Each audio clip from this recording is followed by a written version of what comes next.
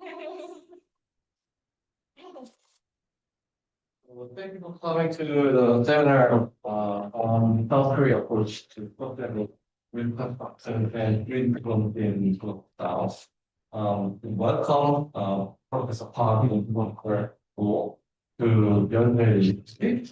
We are my problem, which is the interdisciplinary group on climate change studies. As I explained briefly, we have about 20 faculty members from 13 different departments working on climate change research. And today we are going to have a full presentation. One is from Jabu and other from Dr. or Professor Hakeo and Professor Ivo, and one short presentation from me. Unfortunately, Juyeon, PhD student, had some health issues, so she cannot make the presentation today. After this, we are going to have a kind of a conversation with a faculty member from Stone University, I guess. Yeah. Briefly, then, yeah. So I hope that this is a good opportunity to share what we study and what kind of things that we work together for future collaboration. Thank you. Thank you very much. Thank you. Yeah, I appreciate that you guys came here, and it's very special also for me because like more than 20 decades ago, I also studied my international relations study here at Yonsei University, so it's quite a special all the time to be back, and then I really appreciate my colleagues Jonathan in here, and I really appreciate you all the support for kind of making this event like possible. Yes, I'm quite excited for our today's conversation, especially focusing on South Korea's like green policy. So I think that is also quite a timely manner. So I really appreciate your all the inputs, and I hope that like we're gonna make a quite a vibrant, also casual conversation. So don't feel afraid of jumping. If you have any good ideas, please join. Thank you so Thanks. much. So we have about one person. I mean, then about 20-minute presentation and about 10 minutes discussion. Yeah. Okay. 20 minutes Yeah. then because we begin our session 2:30, but we can go there. Then we have more time, but about 20-minute presentation, it's about 10 minutes discussion. We don't have a specific discussions. No. We are going to have more conversation. Then, if we have more time, then to discuss what can we do for future collaboration. So, for example, then we get to know what you're doing, know what we're doing, Yeah. and then we can have other conversation about the collaboration. And please. Yeah,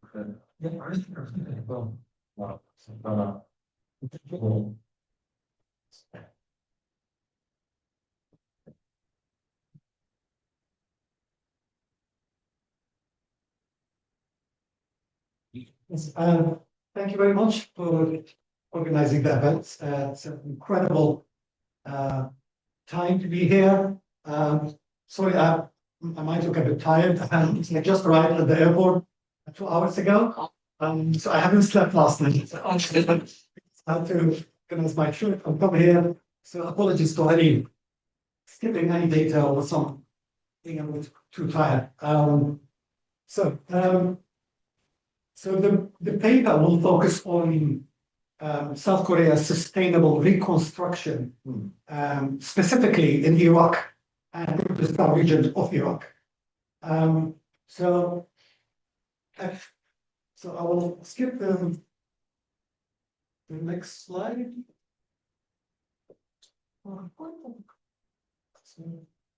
Oh, this one. Oh, yeah, this one. Yeah, that's it. Thank you very much. So this project, so first I'll give a very brief introduction about the project, then about the research question and the scope of the research, the area I'm going to focus on. Thereafter, I will present my hypothesis and talk about theoretical framework, which includes mainly local term theory. And there are two schools of thought within the local term theory, the traditional school of thought as well as the critical school of thought. In my project, I am trying to combine both the traditional as well as the critical insights within this school of thought. And then I'm focusing on sustainable reconstruction, and trying to build a bridge or a connection between sustainable reconstruction and local term theory. And thereafter, I'm mentioning that there are many South Korean projects to development, but I'm highlighting this. Apologize for being so. Of course,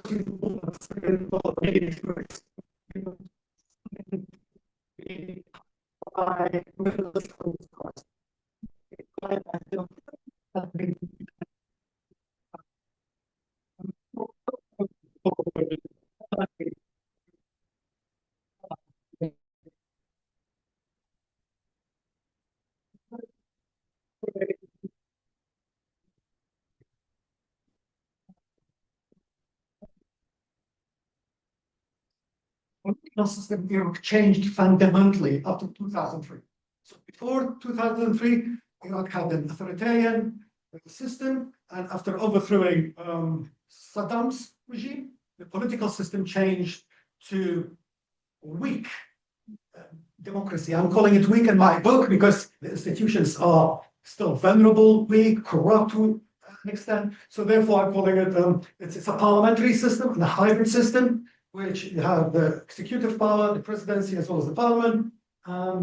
But again, therefore, the political system in Iraq changed fundamentally after 2003. So this is why I'm focusing after 2003. Although South Korea had relationship before 2003 for years, but the focus will be post 2003. Yeah. So, okay. Yeah. Yes. This project, I was a few years ago with this one. Thank you. Sorry. So a few years ago, around I would say like 4 or 5 years ago, I started to be interested and intrigued about East Asian countries' contribution to the Middle East, specifically to the post-conflict countries. And because of my expertise in Iraq and Kurdistan region, I was more interested to explore that, to investigate that, because it's quite under-researched. The East Asian countries' footprint, specifically in Iraq and Kurdistan region, is quite under-researched. There are a lot of papers on South Korea's contribution to Saudi Arabia, United Arab Emirates, Turkey, Egypt. Iraq is quite under-researched to a great extent. So first I started to look at China. There are a couple of papers or publications on China and Iraq. So because China is a superpower, so everyone focuses on. But South Korea, there's only one book has been published on South Korea, but it doesn't focus on development. It's more about foreign policy of South Korea towards Iraq. But here in my publication on South Korea, looking at economic diplomacy, the bilateral economic diplomacy, my publication. I have another forthcoming paper on Japan's economic diplomacy with Iraq. This is the only paper about post-2003 on Iraq. So it will be the forthcoming one on Japan's economic diplomacy, bilateral economic diplomacy between Japan and Iraq.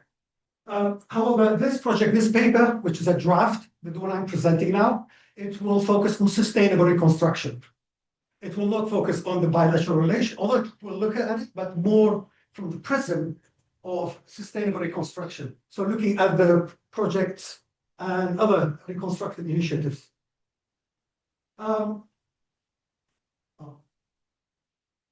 So the main question here, how has South Korea developed and implemented sustainable construction initiatives in Iraq and the Kurdistan region of Iraq in the context of local term approaches? The reason I'm using local term approaches here is because local term focuses on local agencies.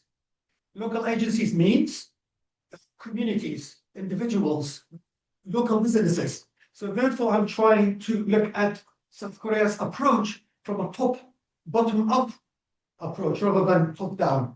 So I am highlighting the top-down approach, but the focus will include on bottom-up approach as well as the top-down approach. So therefore, I'm using this approach, local term, which is an emerging field within peace studies, it's an emerging subdiscipline within peace studies. So the scope of the project will focus on sustainable reconstruction, and I will talk about sustainable reconstruction in a minute.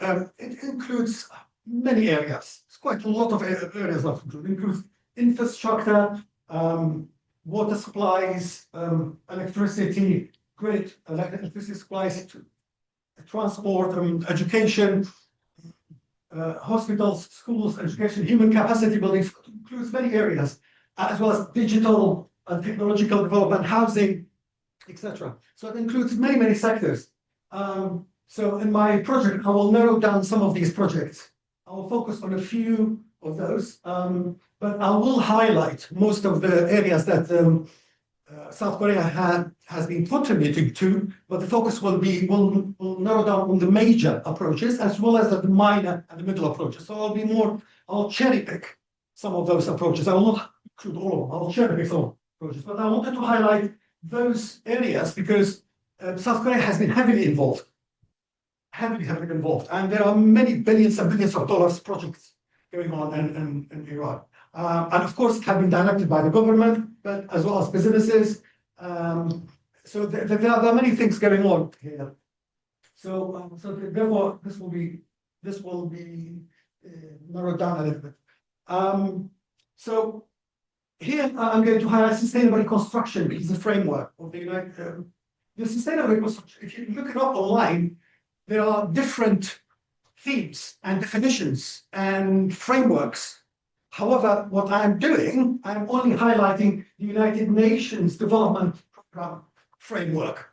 So I'm selecting the definition and the framework of the United Nations Development Program because they have published reports, and I'll show you the reports, and they highlight specific framework on what reconstruction is and how they want to be implemented. And I don't want to include the details because it will give you a headache, because they have quite a very rigorous, specific framework on how to implement it, how to take the sustainable reconstruction step by step. So it's quite very specific. So I didn't want to put it here because we don't have time to go through all these details. However, I'll highlight a few pillars and a few core objectives of the sustainable framework. Sustainable reconstruction.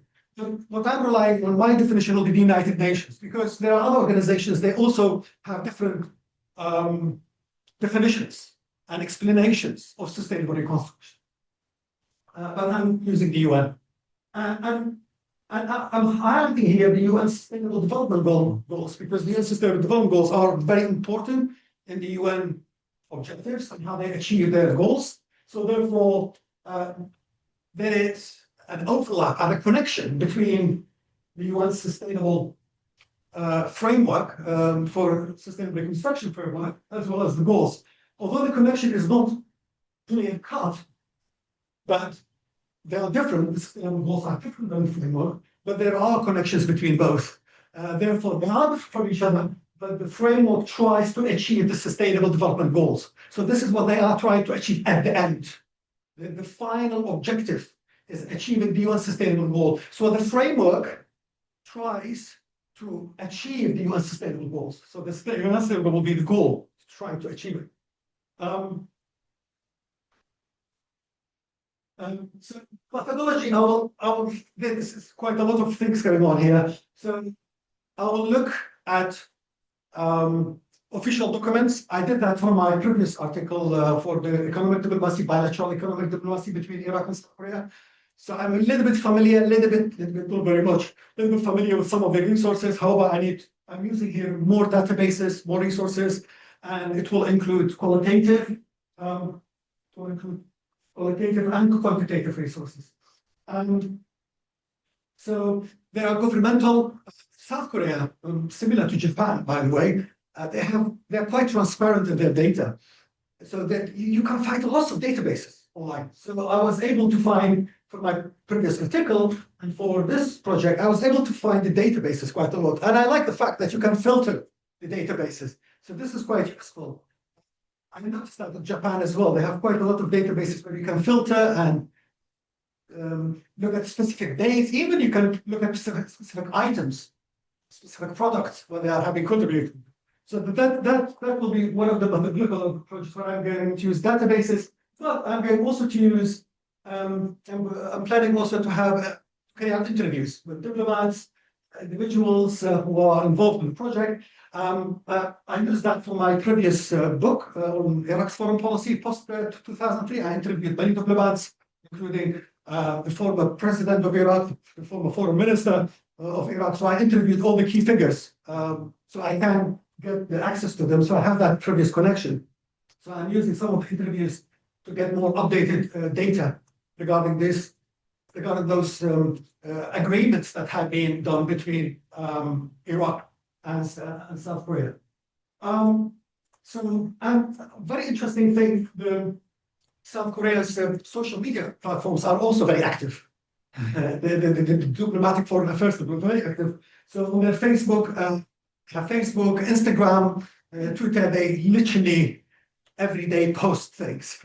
So I'm quite very rigorous. So you will get lots of data. And I'm using them just for this project for all my publications. I use social media materials quite a lot. Of course, I'm trying to verify the resources, then using them. But it's quite a lot of resources where you can see where the projects have been carried out, how they have been carried out, who are involved, who they have been talking to. So the South Korean platform, similar to the Japanese as well, more than the Chinese. So the Japanese and the South Koreans, they have similar attitude. They post a lot of activities online, which for us as researchers, because we have more access to this data. Whereas the Chinese, it's not very clear cut. You have to dig a bit more. Whereas with the South Korean and Japanese, we can see a lot of data available, access to data. So this is not a challenge to get those data online. And of course, local media outlets. Of course, I will not be able to read the South Korean papers in the South Korean language, but I'm going to use the English platforms from South Korea, as well as I'm familiar with I speak Arabic Kurdish, so I can do that as well from the other side for the other platforms. So those will be the resources I'm going to cover.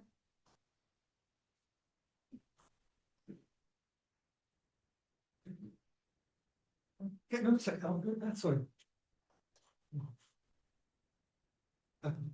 Yeah. Yes. Yeah. So the hypothesis here relies on I'm using, of course, the sustainable reconstruction initiatives, and there are many scholars within the local term theory and theories approaches. Here I'm relying on Roger Mack and McGanty, Roger McGanty and Oliver Richmond.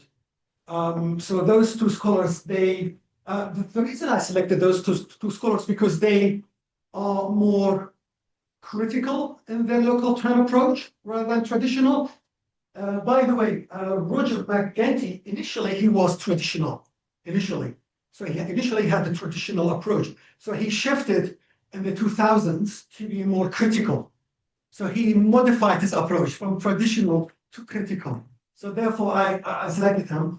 And Oliver Richmond, he published quite a lot on local term theory, but he also published in sustainable development, the local term theory, and how we can have sustainable development using local approaches for sustainable development. So this is why I selected those two individuals as my theoretical approach, because they inform my methodology as well.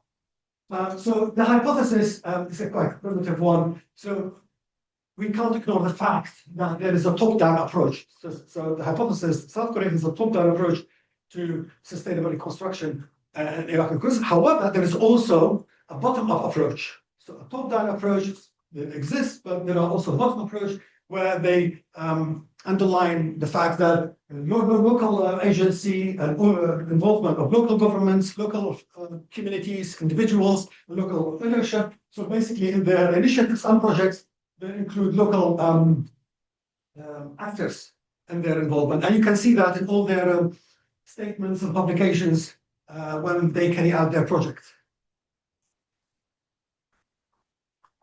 So I'll not go a very specific detail because it's quite theoretical. It might be a bit boring here, but I will try to encapsulate some of the ideas here, try to highlight some of the ideas here. So the two scholars, they believed that the mainstream traditional concepts are in peace studies and development studies and peacemaking, peace building studies. They follow the interests of states, international organizations, and power relationship between states and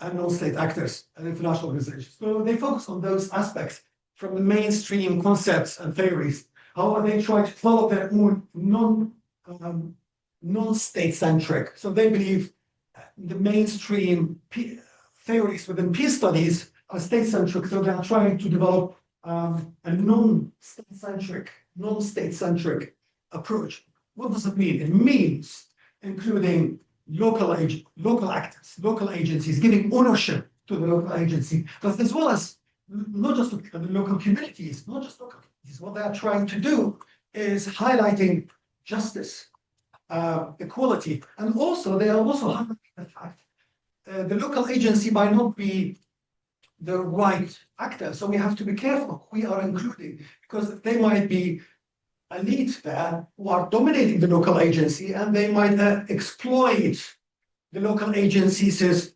resources. So therefore, they are trying to be very careful in their approach who you are including and who you are excluding when you are talking about local agency. So they have very delicate and a rigorous approach on how to include the local agency. And of course, they are quite very critical towards liberal, new liberal policies. They are critical. The fact that I'm not against liberal policies, because all my papers using liberal policies, even the economic diplomacy, the one I published, I used quite a traditional liberal policy approach in my paper, almost in all my previous papers. However, now I'm also including critical approaches within my papers, not just the mainstream theories, including both traditional as well as critical in my literature. So therefore, I'm not completely against the liberal approach, but what I'm trying to say is that this approach is more delicate and pays attention to the local agency.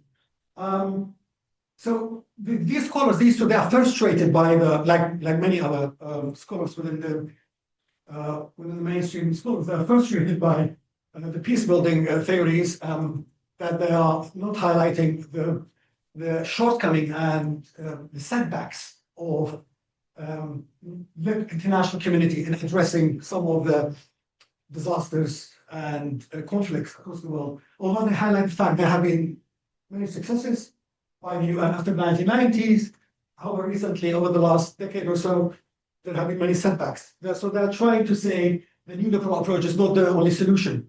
So this is what they're trying to say, and therefore they are trying to look at the issues from a bottom-up approach.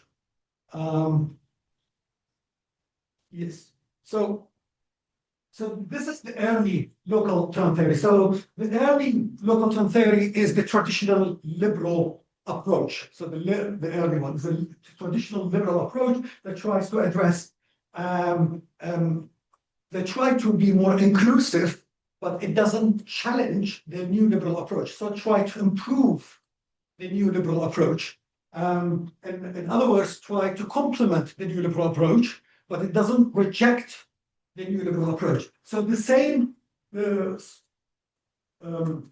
scholars and other scholars, they highlight that we need to, we shouldn't only have a top-down approach, we should also have bottom-up approach, because only top-down approach is not the solution. We need also to have a bottom-up approach, but they are not rejecting the liberal peacemaking approach. So this is the early scholars, the early local term theory. So they are looking at the partnership, more inclusive in the sustainable reconstruction or development. They try to be more inclusive, to complement some of the loopholes here and there. And these are, of course, the early ones that emerged in the 1990s after the Cold after the Cold War, when the United States became the unilateral power after the Cold War, and it managed to, the Western countries, they managed to intervene in many areas and implement many of the development projects. So therefore, this reflects the fact that at that time, the early scholars, they're trying to reflect that and try to look at the local agencies a bit more.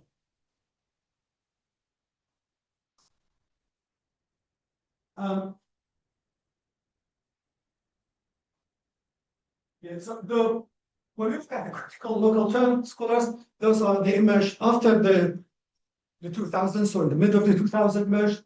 Here they are trying to provide some critical perspectives. In other words, they are including some post-colonial perspectives in their approach. So the critical approach is more like post-colonial perspective. In other words, they are trying to highlight in fact whose voices are included or excluded. Who are those we need to include in the sustainable development project or in policy making, including the local agency. And when they include the local agency, they highlight the fact how they are constrained by structural power relations.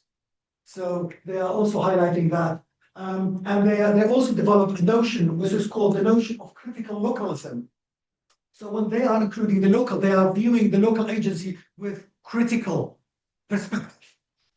So the critical localism is a quite a more they are including the local agency with a pinch of salt, like we say in England, with a pinch of salt, critically including the local agency. So when you're including local agency, you need to know who they are. Who are those local agencies?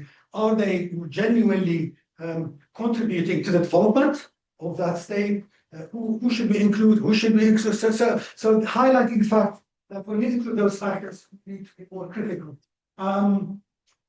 So again, scholars like Oliver Richmond or Richard McGinty, they highlight that, and they explore a hybrid peace development approach.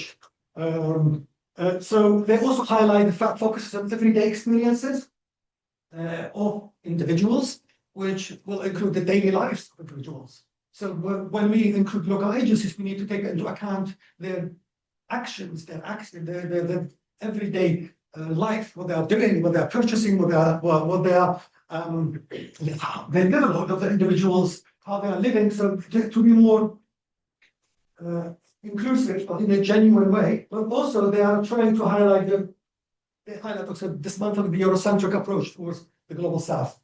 So this is what they are highlighting. So top-down power structure. So they are critically evaluating the top-down power structure. And they are including, they also highlight the local resistance, form of local resistance when they are including the local agency. So how the individuals try. So in other words, when you see individuals who are striving for their rights, you take their voices into account. This is why when the forum of business, including the individuals, what their grievances are, the individuals and the communities is when you have an inclusive approach. And I would say for my paper, I will include both the critical local term scholars as well as the traditional ones. And I'll highlight that in a bit.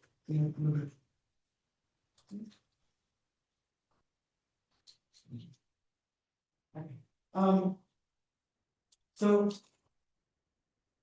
here they interrogate these scholars. They interrogate the localism. They also interrogate the localism. As I mentioned, they are evaluating the local agency with a critical point of view. In other words, they are trying to highlight that that the international organizations and states they criticized local agencies. In other words, what does it mean? It means that when many international organizations and states they are trying to be inclusive, using the slogans of inclusivity is not adequate.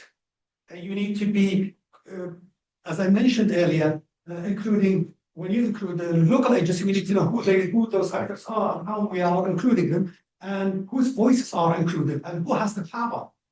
Who has the power in the local agency? So when we include them, we need to focus on who has the power in the local agency. So therefore, just to be inclusive is not adequate. just including the local actors from their perspective is not adequate. We need to, because in the mainstream liberal peace literature, focusing on, we need to be more inclusive. They romanticize inclusiveness and instrument, but that's not enough. We need to, when we have peace building reconstruction discourse, we need to know the power relationship between those local agencies and those in power. We need to understand that and delve into those approaches. And they also highlight the fact we need also to be careful that the local agencies also might reproduce violence. This is what they highlight, and inequality of elite capture. So in other words, you might select the elites who have power, and you might provide them with aid, etc., and they might oppress some of the communities. So the approach should be cautiously approached, and carried out and implemented. So I mentioned some of the points earlier, so this is why I will. So Richmond also, as I mentioned earlier, in his publications, he tries also to build a bridge between local agency and sustainable development. So he tries to look at how the local agency implements the global policies and examining for example, the UN Sustainable Development Goals in a way that is more inclusive and includes the local agency and the local actors when they are implementing it in a critical way. So there are in his publications, publications in 2024, it's quite recent, published 2 years ago almost. So here they have this to highlight the fact that we need to look not just at the environmental and economic dimensions, we need to look at peace, justice, equality, when we examine UN Sustainable Development Goals, when we examine sustainable reconstruction. So we need to look at the other aspects as well. And he also tries to build a relationship and a connection between local agency and UN Sustainable Goals, critical stuff. Yeah. And what he's also highlighting here, that local knowledge is also very critical. To have knowledge about who the actors are, who they are, studying the local agency rather than just, yes, please. Sorry, so you finish your word and then. Yes. So I understand that the local here, but I do not understand why you use the term. What does it mean by the term in this context? Local term. So because it's new to me. Yes. The term and the theories are new to me. You explained it really well on that the local. Yes. So what does it mean by term? Is it your term? This is a very good question. This is this theoretical approach is an ongoing theory. It's not one school of thought, the local term theory. It's not one. So there are different perspectives, and it's an emerging theory. It's an emerging theory in peace studies. It's an emerging theory in peace studies. And turn here, I believe it means when they are trying to explain it, like you said, including the locals, but the local agency as a term, as they are just their turn to be more inclusive. It is a new emerging theory. I have been looking recently to many theories, and I found this one the most suitable one that tries to examine the local agency, because most of the approaches that we have, they do not have the framework where you can be more inclusive, but critically inclusive. And this emerging subfield within peace studies tries to do that. And the fact that they are trying to build literature where they are building bridge between sustainable development and local agency, that says something about the importance of the local agency and their theory. So it's an emerging theory. It's not like, for example, constructivism or realism or Marxism, where you have a specific school of thought. These are insights that they are trying to develop on bottom-up approach, and they are trying to develop on sustainability and development, but also on economic policies and foreign policies in a way that how you provide your aid, how you offer your aid, how you deliver your aid to certain actors and regions. So therefore, the local term here is the local agencies' term. So their term to be more inclusive. Any more observations before? Yeah. So sustainable reconstruction. Sustainable construction is an emerging term as well. It's quite a new emerging term. As you see, the publications are quite new. It's 2022, 2023.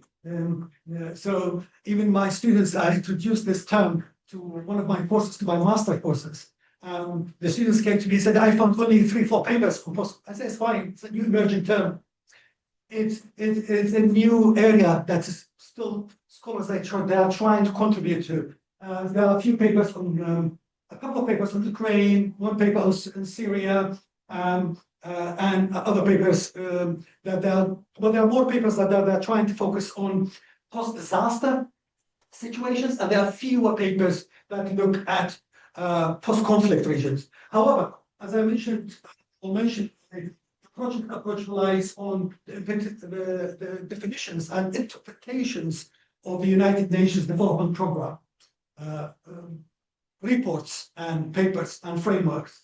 However, I highlighted the other ones, institutions, because they also include sustainable reconstruction. For example, World Green Build Council is working on sustainable reconstruction. The International Institute for Sustainable Development is working on reconstruction.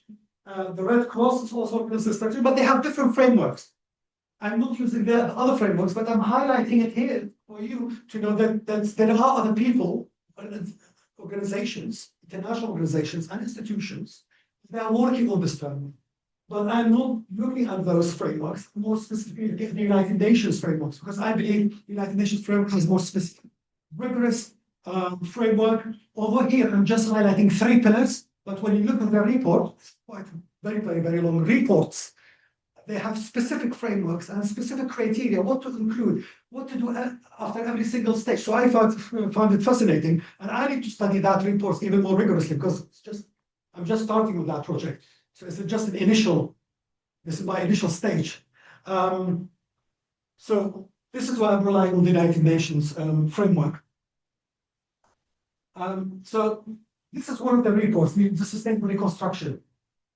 This is one of the reports that they're trying to address the post-conflict regions, disasters, conflicts, and wars. So here the reports those 3 areas. So addressing the conflict when there are climate disasters, floods, tsunamis, earthquakes, you name it, and conflicts and wars. So in the report they are highlighting that, and it's quite comprehensive. Their approach is very comprehensive. They include shelter, infrastructure, reconstructed archaeological sites, employment, planning, financing, planning and financing. But when you read the report, I can't delve into it today because it's a very, very long report. They are trying to be more inclusive, but inclusive here means vulnerable groups, communities, gender, integrating gender in their inclusiveness, minority rights, recovery and reconstruction. And so in their sustainable reconstruction projects, they highlight, they underline inclusiveness. Therefore, there's a compatibility between local turn approach, especially the critical local turn approach, and the inclusiveness of the UN Sustainable Framework. So there are overlap here. So this is why I'm using the local turn theory for this sustainable reconstruction approach. You know, there are different approaches, but here we repeat this approach. So here, as you mentioned, this is quite there are many areas that they're looking at, but it relies on 3 main principles. So they have 3 pillars. Re-establish jobs and livelihoods, and they are. When you look at the report, they talk about that quite and they discuss that and highlight that quite in detail. You know, in very specific detail. So reconstruction must include reduce risks as well as creating job opportunities, sustainable livelihoods for communities post-disaster, post-conflict regions, The third approach is also resilience, institutions, infrastructure, communities. So it's quite extremely comprehensive. Jobs, resistance to vulnerabilities, whether it is conflict or climate change, and build resilience, strengthening the institutions. So if you look at it, it's more economic.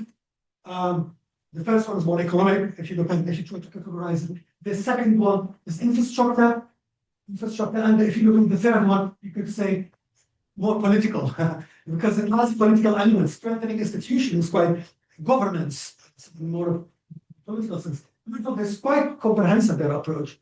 So economic, finance, as well as infrastructure, other areas.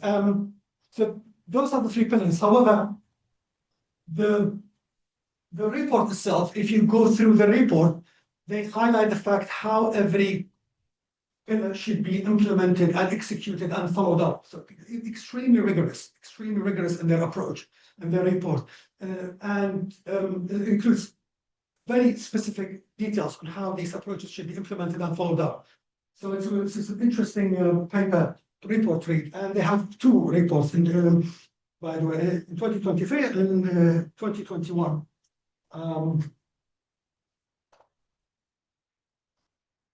So as I mentioned, this is an emerging field. Even if you look at the publications, started in 2012 about sustainable reconstruction. However, if you look at the sustainable reconstruction literature, it's more on post-disaster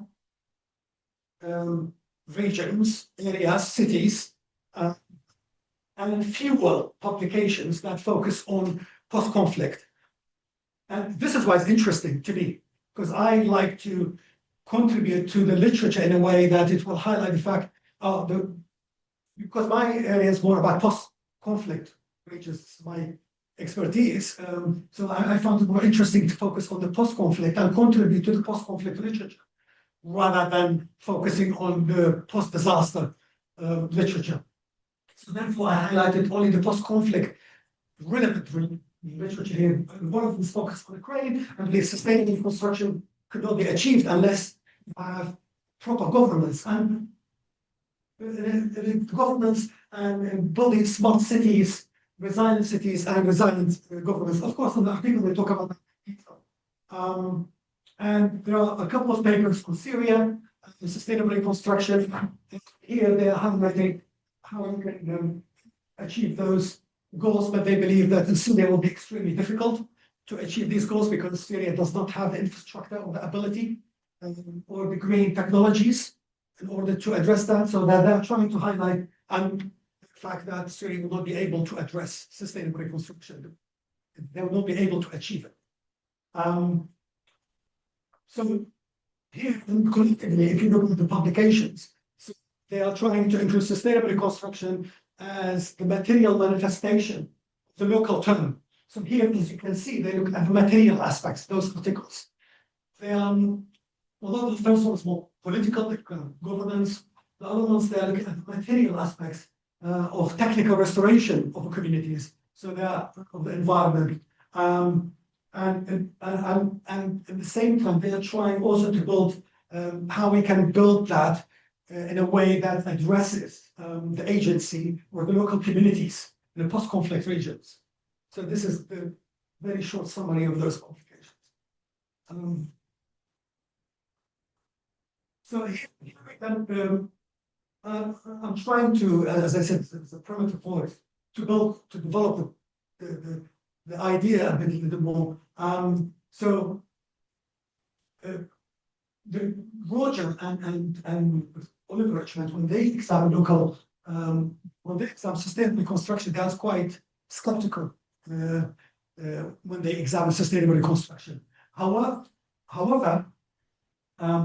they are not rejecting the fact that development should not be done, but they are quite critical in their approach. So while traditional local terms such as John Paul, Stephen Stedman is quite a very prominent figure about in peace studies. Stephen Stedman earlier papers. They believe that sustainable reconstruction and development, peace building, peacekeeping, and development should be more inclusive. Whereas the critical perspectives, such as Oliver Richmond, Roger Gandhi, they highlight the fact that which version of sustainability we are building, and who really has the power. So, for example, if a country comes in, an authoritarian country comes in and says, I want to have a sustainable construction project, he, the critical perspective says, oh, who are you? Who is this actor who's trying to, which version of sustainable development we have here? So now questioning sustainable development project, and this is why I use the United Nations framework, not a states and the states framework, because it's the international communities framework, and I believe still that the United Nations is the legitimate international organization that we all should support. So therefore, the sustainable framework of the United Nations, I think, is the most reliable one. However, the question here would raise this question: which version of sustainability we have here?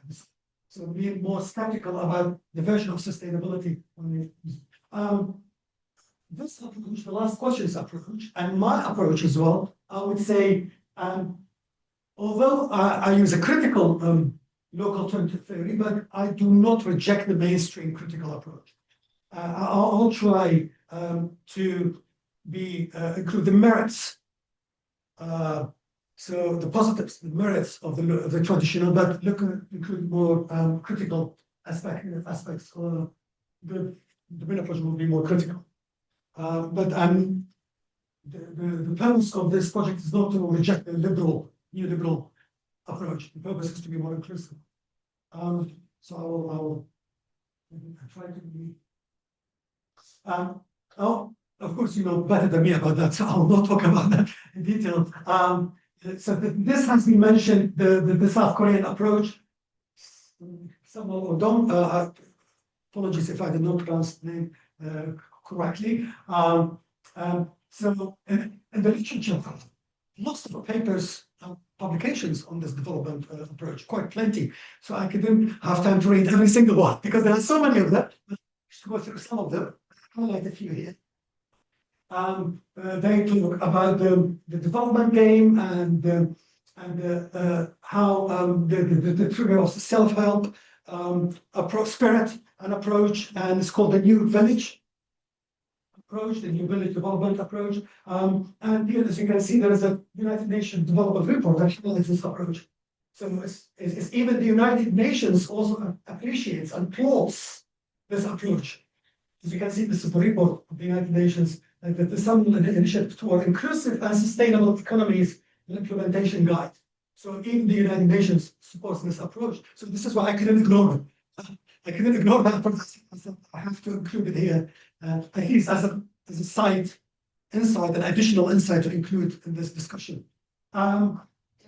Yes. Which country is it on this image? Yeah, I will show the next slide. I'll highlight the project in which countries. So thank you very much. There are a few countries that have been highlighted. Here we go. So in Africa, they said the report. Africa has been the approach has been in many countries in Africa, as well as probably this country as well.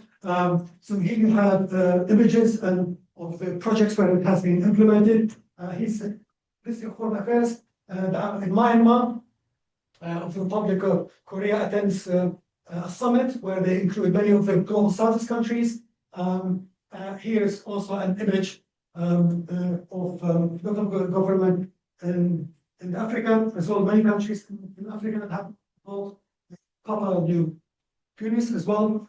So here's an image where it has been implemented, and the reports also talk about those countries and more countries as well. So as you can see, it's an approach that has been utilized, supported by the South Korean government, but as well as the United Nations supports and applauds this approach.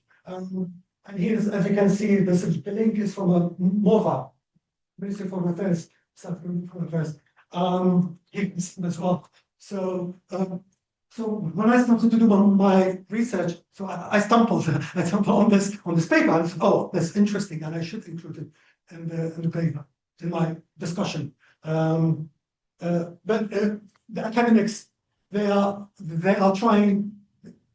a few papers I highlighted here, I'll just go back to the literature.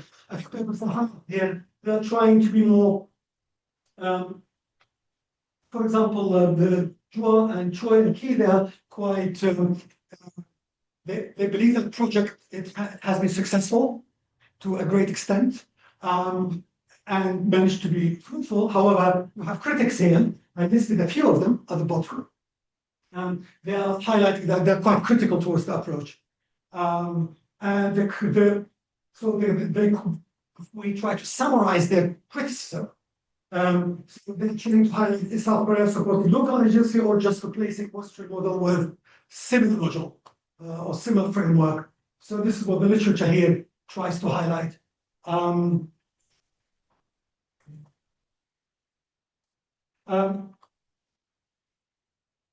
Okay, here we go. And so now finally, I'm going to focus on the case study. So I'm being a bit too theoretical here, sorry for that.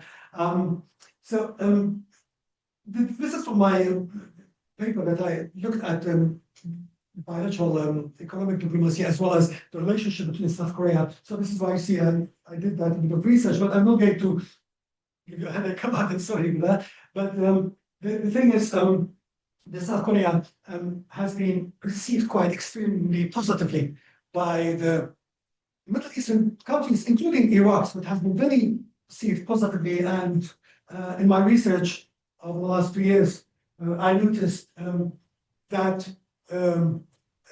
South Korean contributions towards Iraq and the Kurdistan region has been appreciated and has been distinguished from the Western countries, specifically from the US.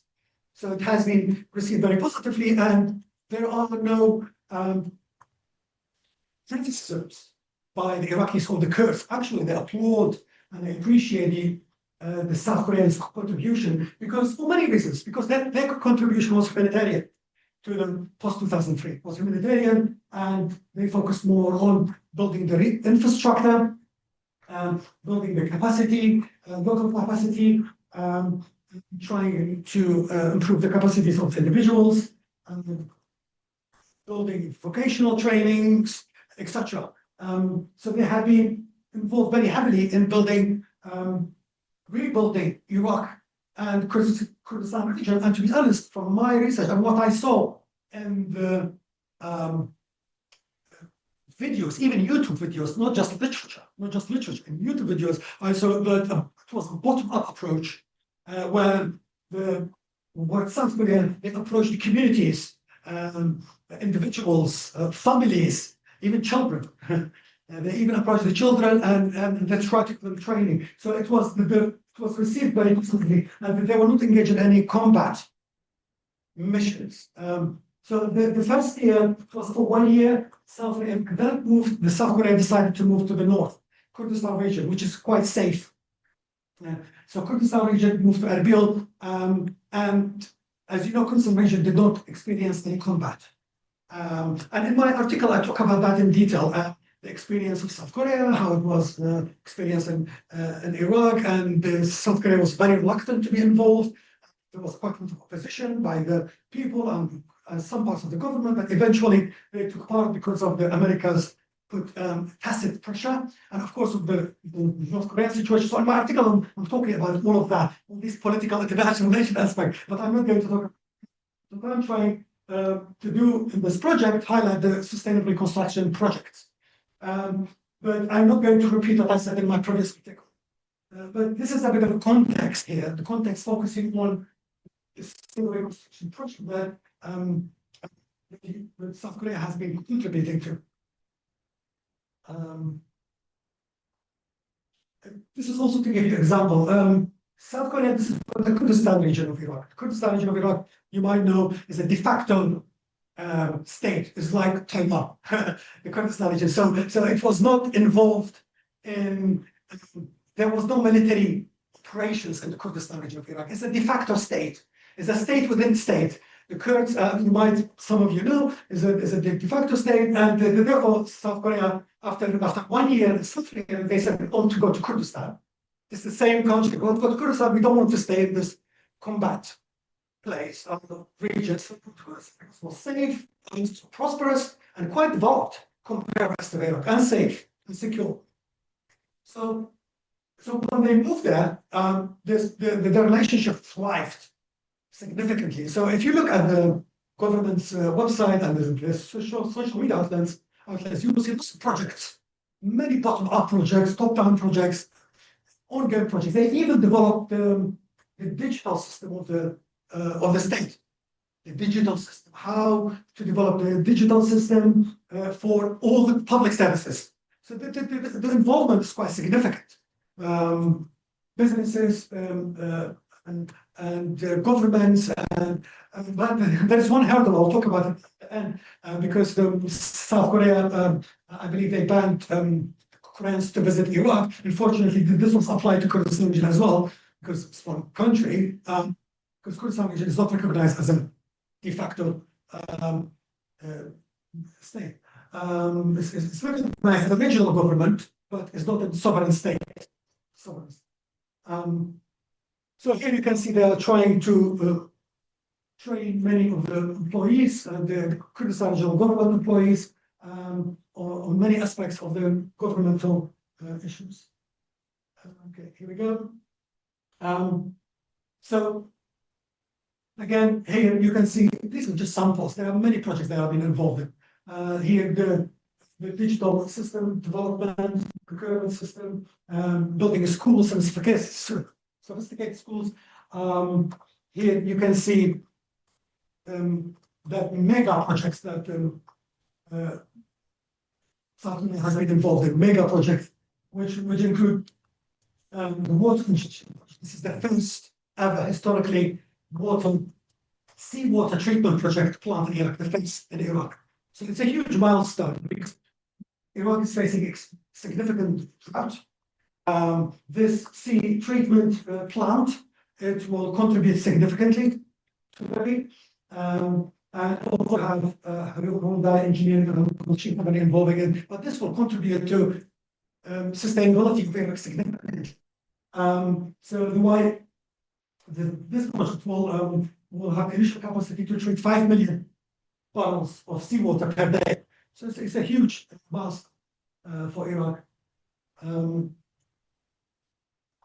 There are other projects. This is the biggest. Baghdad itself is a huge city. Around 5 million people live there, but still, this is a city within a city that South Korean companies building 100,000 units in Baghdad. This is a huge project.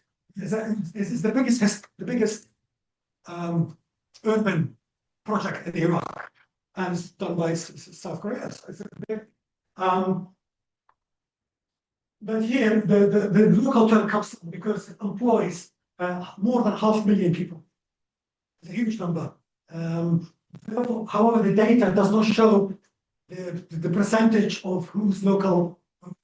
But I need to explore that a bit more. But more than 500,000 people are employed in this project. But I assume I'll look into that data and try. It's not an issue, but I assume majority are from the country. But still, this is a huge project that South Korea is involved in. The other big project that's from China was angry.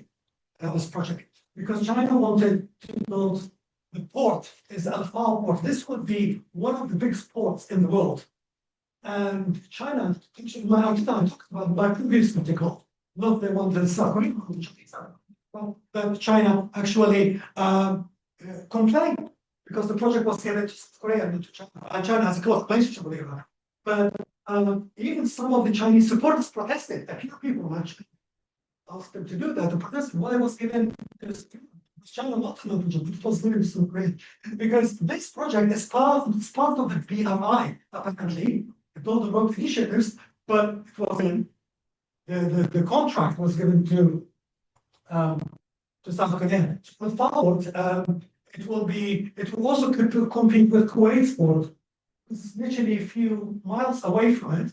So they don't do competition between the two ports because it's considered. So this again, what I'm trying to say here is this is a huge milestone that South Korea is involved in, and looking at it from a local term perspective, 80% of the workforce is local. are involved in in this grant part of the project. And so this is a huge. Also, we have another one, but this is a smaller water breakdown. It's the biggest water breakdown in the world. In the world, also built by South Korea.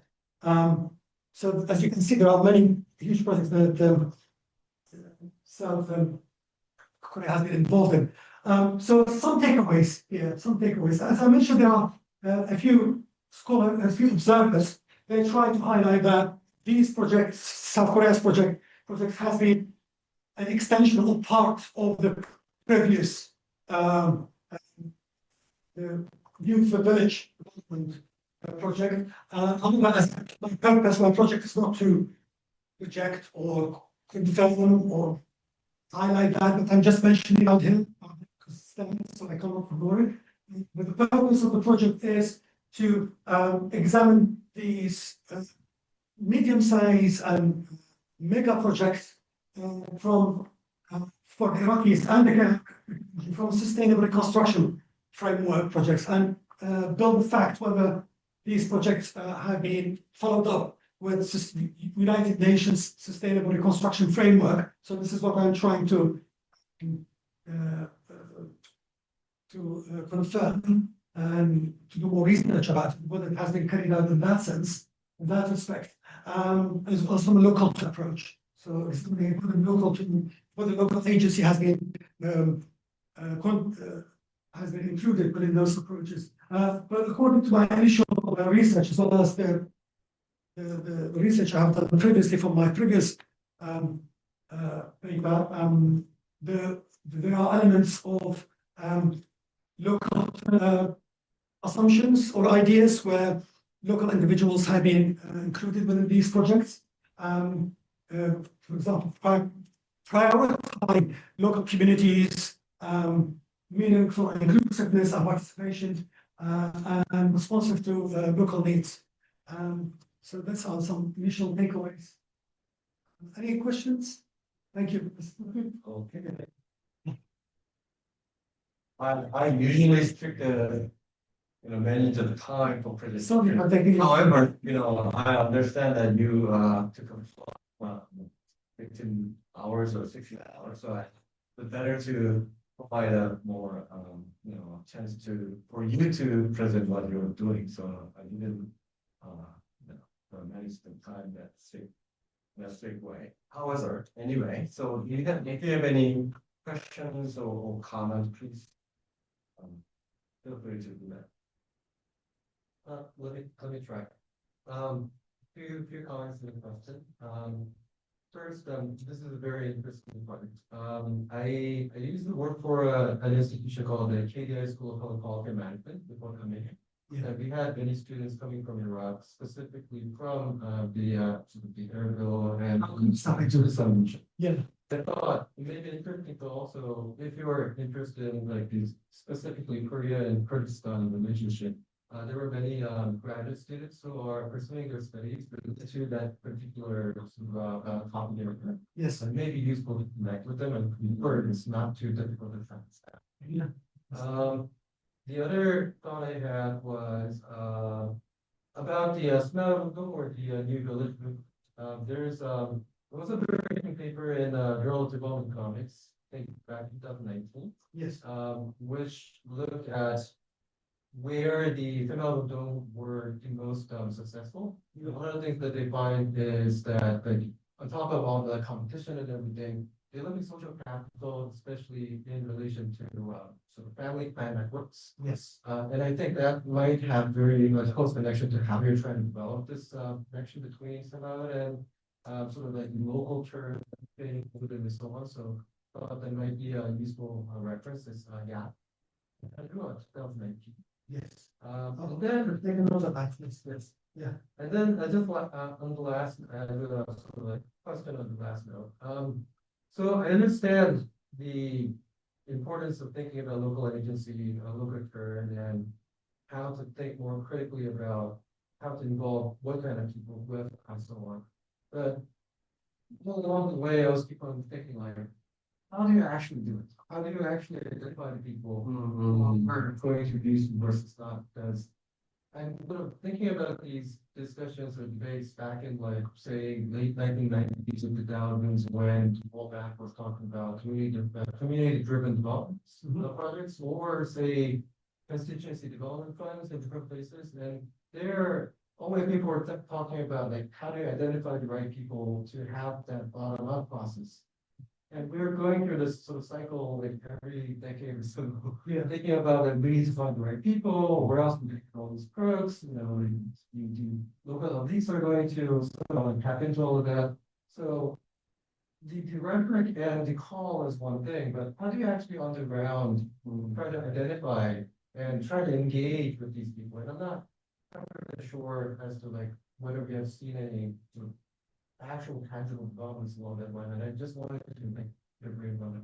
Yeah, that's very interesting, as you mentioned, in the literature, in the peace science literature, many observers and scholars, they are still struggling to to include the local voices in their methodological and theoretical approach. So I completely think that, and I agree with that, because you can either do a quantitative approach, but that will be completely difficult to have a quantitative approach in terms for that case, for my case specifically, because how you get a if you take poll or sample from that region, then it might, because looking at the country that you, so this might work, but I'm not sure to what extent this would work for my argument and whether we can support it. So this is why I will have a qualitative approach, but I'll also include quantitative data. I will include quantitative as public available quantitative data, rather than having interviews with or surveys. I was thinking a little bit more about the sort of like the actual policy implications. So I do Africa's politics. This sort of my field work in Kenya, for instance, and we have these like community-driven projects, and they have these boards for local developments, sort of project initiations and planning.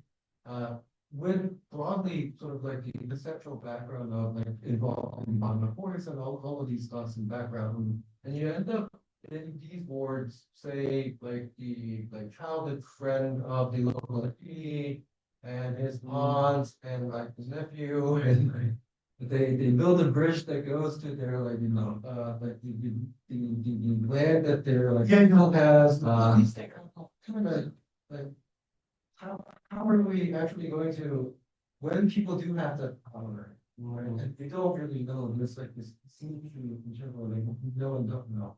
How do we actually so maybe this is just like I don't know, there's no good answer to any of this, but just wanted to see this question. Well, I think it's extremely important to be more inclusive and include local voices in your methodological approach. So as I mentioned, there are several ways of, I think that it would be possible to do that. You can either carry out surveys with locals, communities, but then you will have this abundance of work to do that, really a lot of work. And I'm not sure that this could be carried out even within a year or two.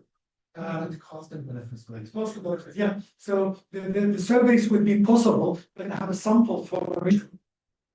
But I'm not sure that the argument for that specific region would be applicable to other regions. So that's also a struggle.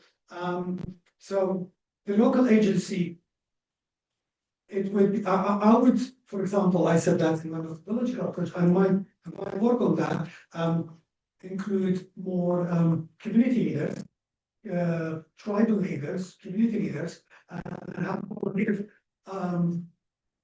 interviews with them, in addition to the public data, quantitative data. So include more prominent figures, local leaders, community leaders, to hear their voices and grievances, rather than sticking to every, like having surveys. Because the local leaders would be like possible to do it is feasible.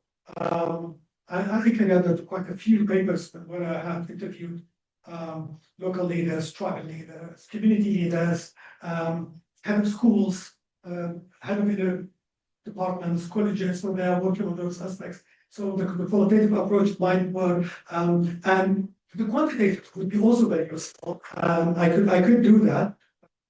And there are also agencies available in Kurdistan as well as Iraq, but you have to pay them in order to carry out surveys for you, rather than you go there. So you can pay those agencies and offices, and they're associated with research institutes. So you give them a bit of payment, and then they will carry out surveys for you. So I might consider that. I'll find this out. But the qualitative approach, it's still feasible. And I've done quite a lot of qualitative activities with this. I don't want to get into that, but space will provide additional evidence for the higher or later development. So thank you very much for that. Appreciate it. Is there any other questions or comments? Maybe one last one, then we're gonna have a break. Yes, it's hi. My name is Isabel. I'm a doctoral student of Professor there. Dave Elmer. So I was. This is a fascinating project. I had questions about how you could maybe, if you have anything planned, how you could tackle potential selection bias for the effects. So for meeting, for example, if you're going to interview local officials or developmental aid workers, they might be biased to say, of course, these justice concerns. Yeah. This is a very common question that is always coming up in methodology. This is quite a common and important question. So I'll just give you an example about my previous experience. For example, for my book on Iraq's foreign policy, on Iraq after 2000, on foreign policy after 2003, I interviewed politicians, diplomats, but as well as opposition leaders, minorities. So the methodological is a qualitative approach for the foreign policy usually is qualitative. When you have a foreign policy paper, it's a more qualitative approach. So how the policy making is made, because you are focusing on the government's elites and how they make policies. However, this is different. This is more looking at the local agency rather than for policy. But just to address your question, how are you gonna avoid the biases? So when we carry out interviews and we get the data, the data is always presented as it is. However, as researchers, we can critically reflect on those facts or perspectives or positions. So you take the interview materials and if you critically evaluate them, how do you do that? Using secondary resources or other resources in order to validate or reject the interviews' materials. So for example, if you interview a community leader or a diplomat, he has a statement about one of the initiatives and projects. You include this statement or material, verbal material, in the project, and then you evaluate the project in a way that is critically evaluating it to make sure that is a reliable statement. But how you do that, rely on other resources to confirm or reject approach. And I don't want to go into the methodological approach, but there's a methodological approach called the triangulation.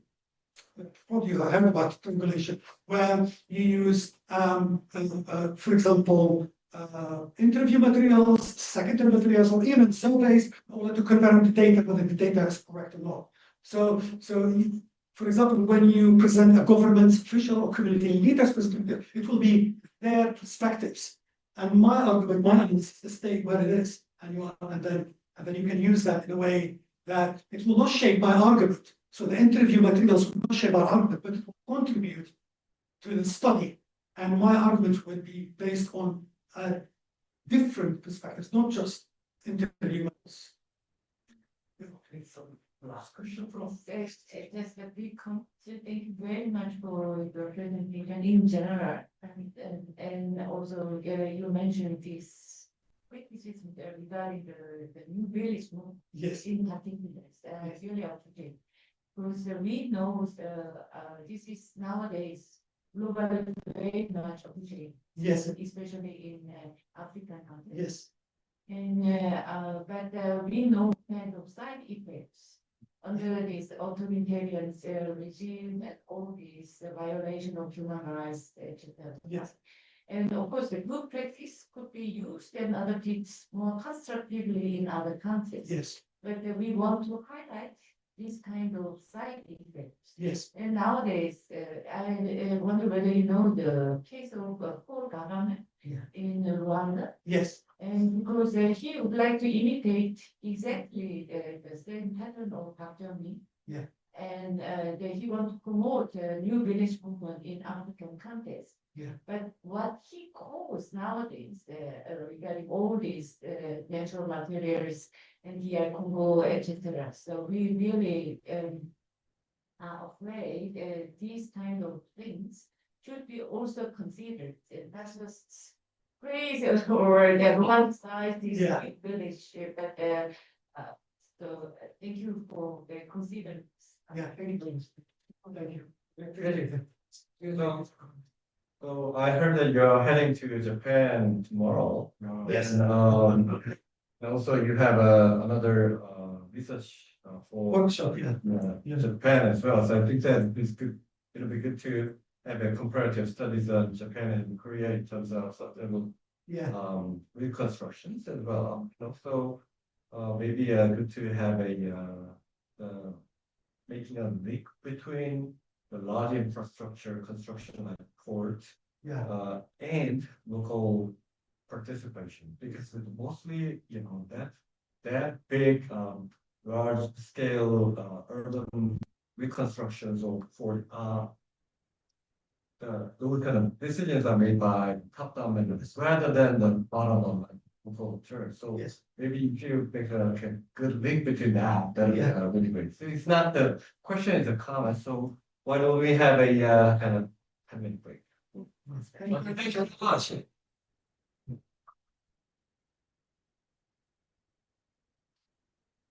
Okay, better to do a phone picture. 여기 저 갖고 싶은 거 이렇게 스킬하게 됐어. 좀 시간을 많이 걸렸죠. 그런가?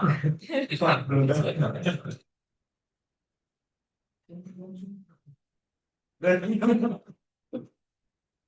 보시는 날짜가 있는 줄 알아서. Spirit or overstation.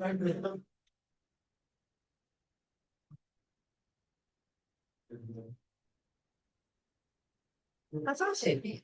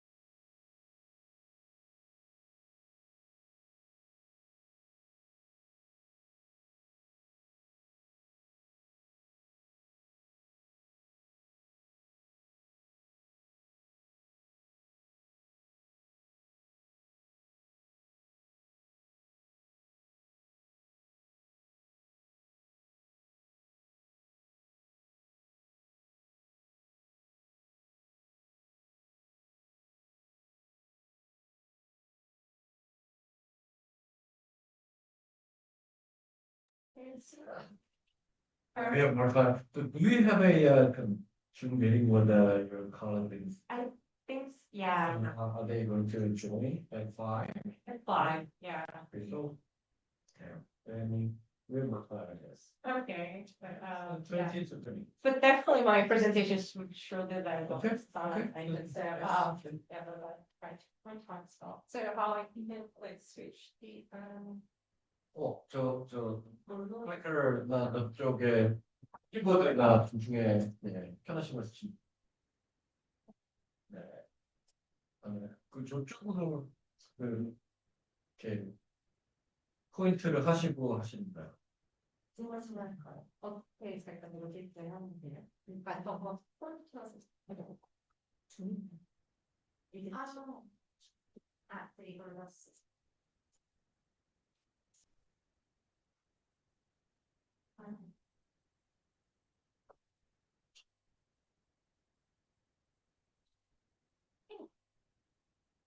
Hello everyone.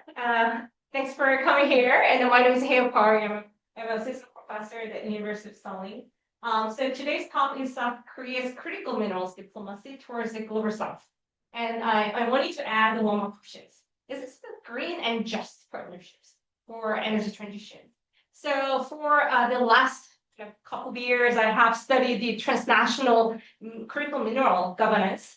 And I look at the different types of governance institutions. And so far, I have focused on more role of China. But this time, I decided to kind of focus on more South Korean kind of stories related to critical mineral extractions and sustainable governance. So, nowadays, everyone knows why the critical minerals are so important, like a cobalt and lithium, the rare earth minerals, right? So that became a very kind of important topic nowadays in the South Korean policy discussion as well. So those kind of critical minerals and the rare earth minerals like stones, the colors of stones, blue stones in terms of cobalt, those are very, very crucial for climate to achieve the net zero goal for energy transitions, right? So those are very important resources to kind of produce EV batteries or solar panels or wind turbines. But at the same time, not only related to energy transition, but nowadays, these are also important for the AI revolution as well. So since I came to South Korea, I read a lot of news articles about AI revolutions, AI policies and strategies after strategy and so on. But for the building the energy center as well, those kind of zones are very crucial. So it's not really controversial to say that in South Korea, they need much more large volume of mineral critical mineral resources especially for the South Korean advanced industries like the EV battery companies or the other renewable energy companies. The problem is we are and many other countries as well are so much rely on the Chinese supply. So based on one of my recently published article with my co-author, we found out that the more than 70 or 90% are of South Korean critical minerals demands are relying on Chinese resources. So definitely, that causes a lot of security concern in terms of resource security. And then that kind of shapes a lot of the main policy debates on how we can decouple China or how we can reduce our reliance to China. As a strategic kind of step, what South Korean government is trying to do is kind of much developed South Korean minerals diplomacy, I would say. So connected to some other existing foreign affairs, foreign policy related kind of resources, they try to lead some governance initiatives to diversify South Korean supply sources, particularly related to the more South countries, the African countries or Latin American countries or the Central Eastern countries. So, and particularly this year, the Ministry of Foreign Affairs and other ministries are really heavily focused on the building the partnership with the African countries. As an example, in February 2025, the South Korean government launched the first Korea-Africa critical minerals dialogue. So, and then in this dialogue, they try to strategically kind of try to find a stable partnership for reducing the reliance on China, but at the same time try to kind of help those resource-rich developing countries for their sustainable development. So this is quite a kind of new phenomenon that we are observing. So now we can kind of ask questions. What's the role of the South Korea, not only in terms of the mineral resource, not only mineral resource supplies, but also in terms of sustainability. So many critical scholars, in terms of just transition perspectives, they often kind of pointed out that the extracting minerals and how it causes a lot of socio-ecological disasters, including the child labors or displacement of indigenous peoples and deforestation, soil pollutions, water pollutions, as you can see here, that causes tremendous ecological impacts.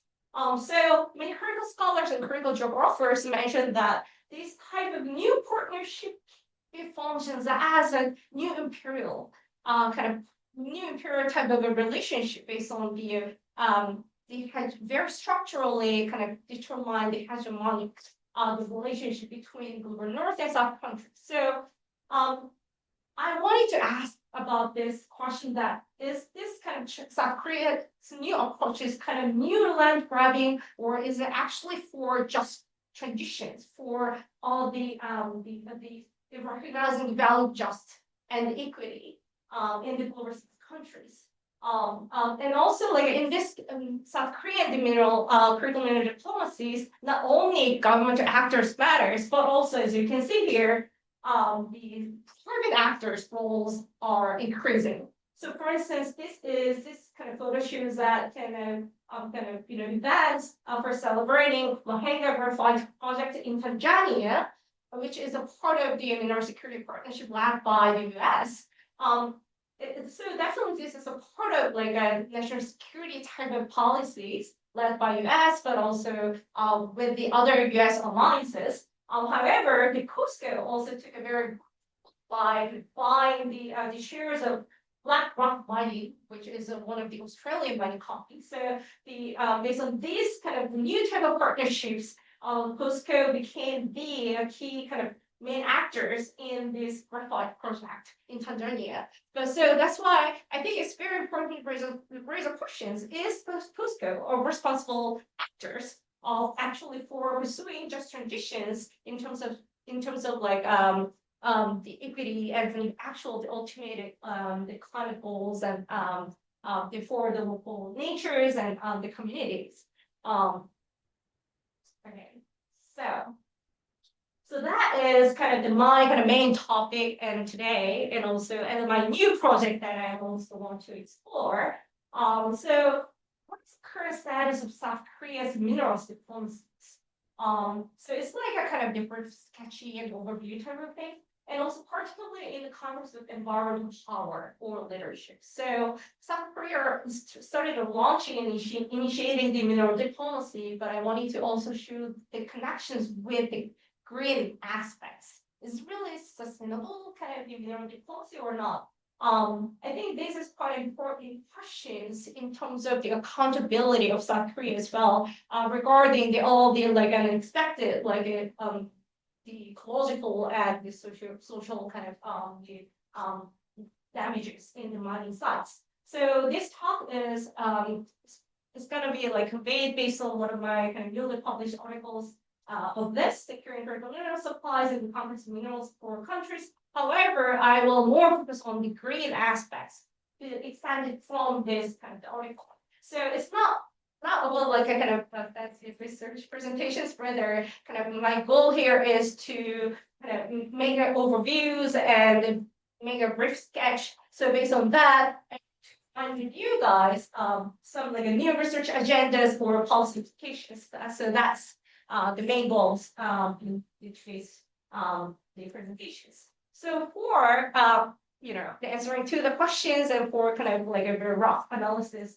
I tried to develop a new kind of concept, I would say, which is a green minerals diplomacy. So there are some previous literatures about minerals diplomacy and green diplomacy, but I couldn't really find the connection between the two. So many minerals diplomacy literature only focus on more economic aspects of partnerships, for instance, versus green diplomacy very heavily focused on climate partnerships or other types of like a very traditional environmental issue related kind of partnerships and corporations.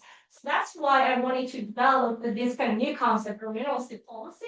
And I have developed this by extending from the concept of green diplomacy and environmental diplomacy, as I mentioned earlier, which is a very also often kind of associated with the literature of middle power diplomacy, because South Korea is not like the great powers like China or the US, but also we have lots of capacity in terms of the economy, kind of GDPs, and technologies and so on. So many middle power diplomacy literature says that the environmental topic can be a very good niche area for our national strategy to empower our national image and also like the partnerships and the other foreign affairs related relationships. So in that sense, the how South Korea affects the nature and also the other partner countries in terms of the ecology and stability can shape our South Korea's legitimacy and soft power.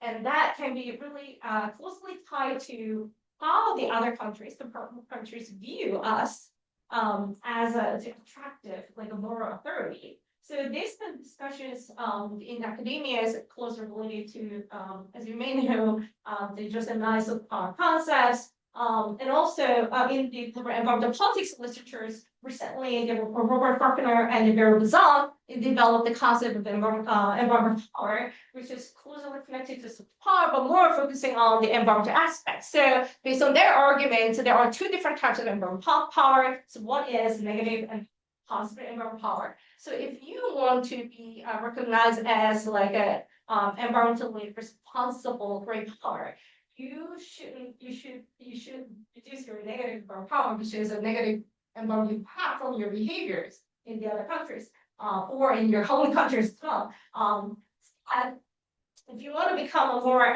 responsible great power, you need to achieve the positive environmental power. So providing more kind of net effects in terms of the environmental operations. So I thought like, if China and South Korea should pursue the agreements policy, that could be very nice to increase the South Korea's positive environmental power, but at the same time kind of shows environmental leadership, which is tied to soft power, kind of based. All the international relations scholars has debated for decades.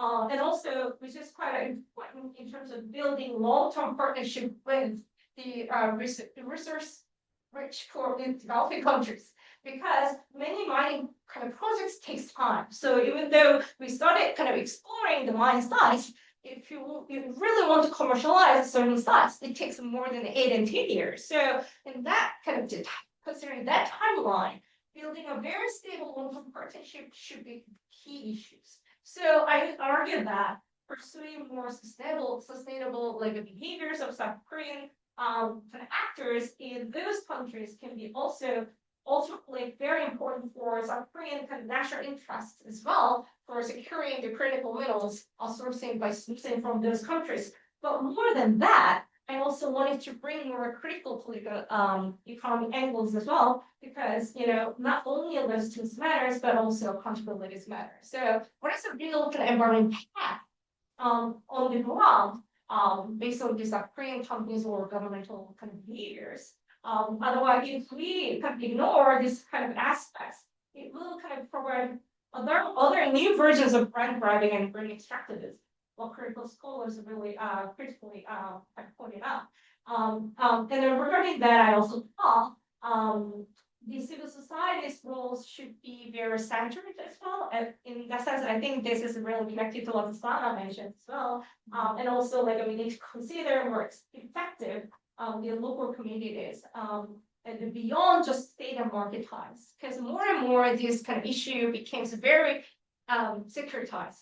So this became more national security issues. So what we're observing is very close time to a state of market, and the last we are seeing is like the voices of the vulnerable in the local front. So, but I argue that if we want to pursue the actual kind of meanings of regional diplomacy, we also need to pay attention to the local actors' voices, and then how those like effective communities' voices should be included in this whole policy area.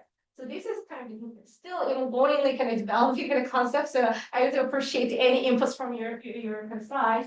So from now on, I want to kind of show you like a brief overview of what is the current status of the South Korea's the minerals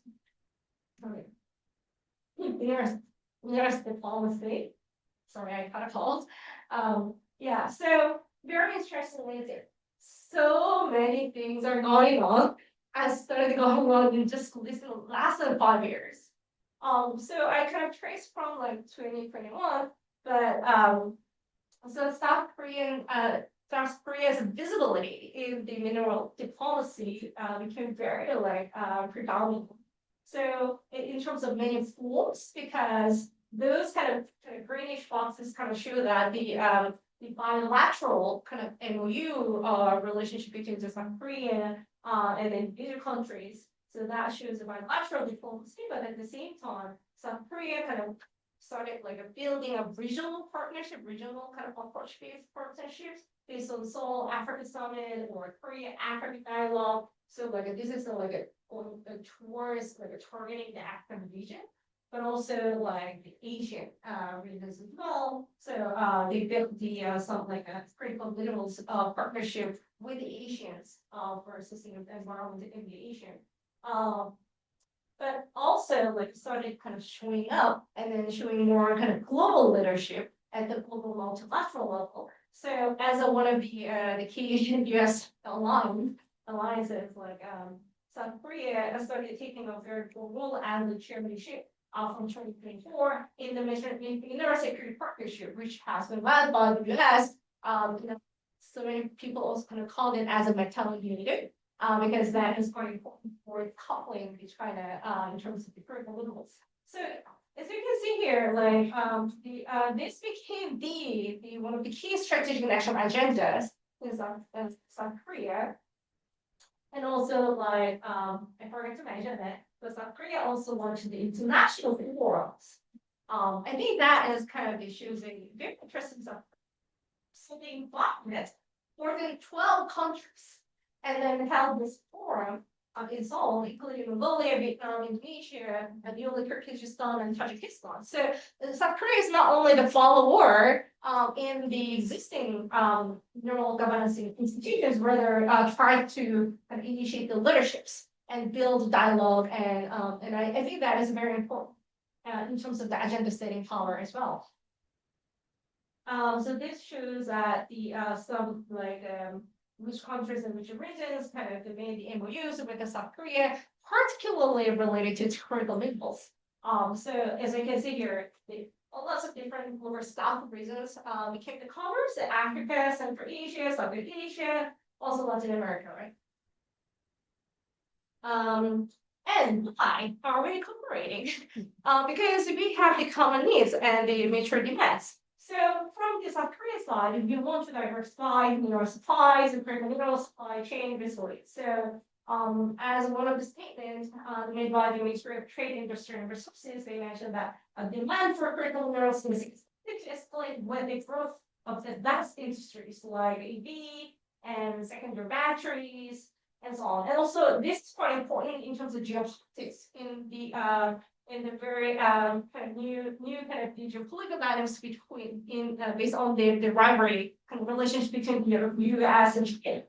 And also from the resource-rich developing countries side, what are their goals? They try to avoid a resource curse. So meaning that even though they have abundant resources, often like that benefits comes to their nation's national development. Rather, they just often has been exploited by the global north countries in global north markets, right? So what they want to do is kind of using those resources for their actual national development And so that they can also kind of transform their industrial structure so that they can kind of build a more vast type of industries. So like how they can value added kind of process can be possible. That can be their kind of main agenda. And also they mentioned that they pursue the eco-friendly processing of the minerals, also to attract investment. So nowadays, I'm going to talk this more later, but nowadays more the sustainability issues became tied very closely to the investment aspects as well. So that also shapes the current developing countries, and also of course they try to diversify their partners. So those kind of codes also kind of shows reflect quite well their demands. So based on some like African countries statements at the Korean African Critical Mineral Dialogue, they mentioned that we aim to enhance value of critical mineral resources and boost local economies. So avoiding research curves through cooperation with South Korea's best mineral exploration and extraction technology. So and by kind of my based on my own qualitative document analysis, I found out that many global South countries really emphasize these South Koreans like advanced technologies as a very important kind of strategic cooperative tool for benefiting their side. And also another kind of the African leader delegates president of the Geological Society of Africa imagined that it is not desirable for a specific country to monopolize research development in Africa. It's like China, right? So Korea, with its technology and industrial capabilities, again, technology is a useful partner capable of cooperation not only in mining but also in the processing stage. And also, so you can see here the other based on the other parts. Unlike the Chinese models, Korea's approach is grounded in collaborative partnerships, particularly through joint ventures. And also, like, throughout this arrangement, we have already experienced substantial and effective technology transport. So they say that they already had quite a good experience, a partnership experience with the South Korea. So, and also very, kind of for me, like it's very notable that like they kind of highlighted that the Chinese model is different from the South Korean's model. So I also wanted to pursue that, like, is it really kind of the win-win partnership type of things? And what's the unique Chinese, are they creating models distinguished from the other? So this is like a very kind of rough kind of findings in my kind of the articles that based on just only MU bilateral partnership documents. What types of like demands became kind of in this like the MOU documents. What I found is that those kind of countries emphasize a lot of the wide spectrums of cooperation and R&Ds, as I mentioned, they really kind of parse South Korea's technology. So it's not really surprising the MOU includes lots of kind of the words about research and development, that's more economic aspect. But very unfortunately, as a global environmental stories, the responsible productions became very less emphasized compared to the other technology or economy aspects. So, and based on these kind of whole kind of picture, I would say that it's really the great to see what we're doing. So that became the main issue. But this kind of data kind of just has been made so only based on bilateral MOU documents. So I like to find the other like bigger pictures and then try to collect some of the pieces puzzles to answer the questions.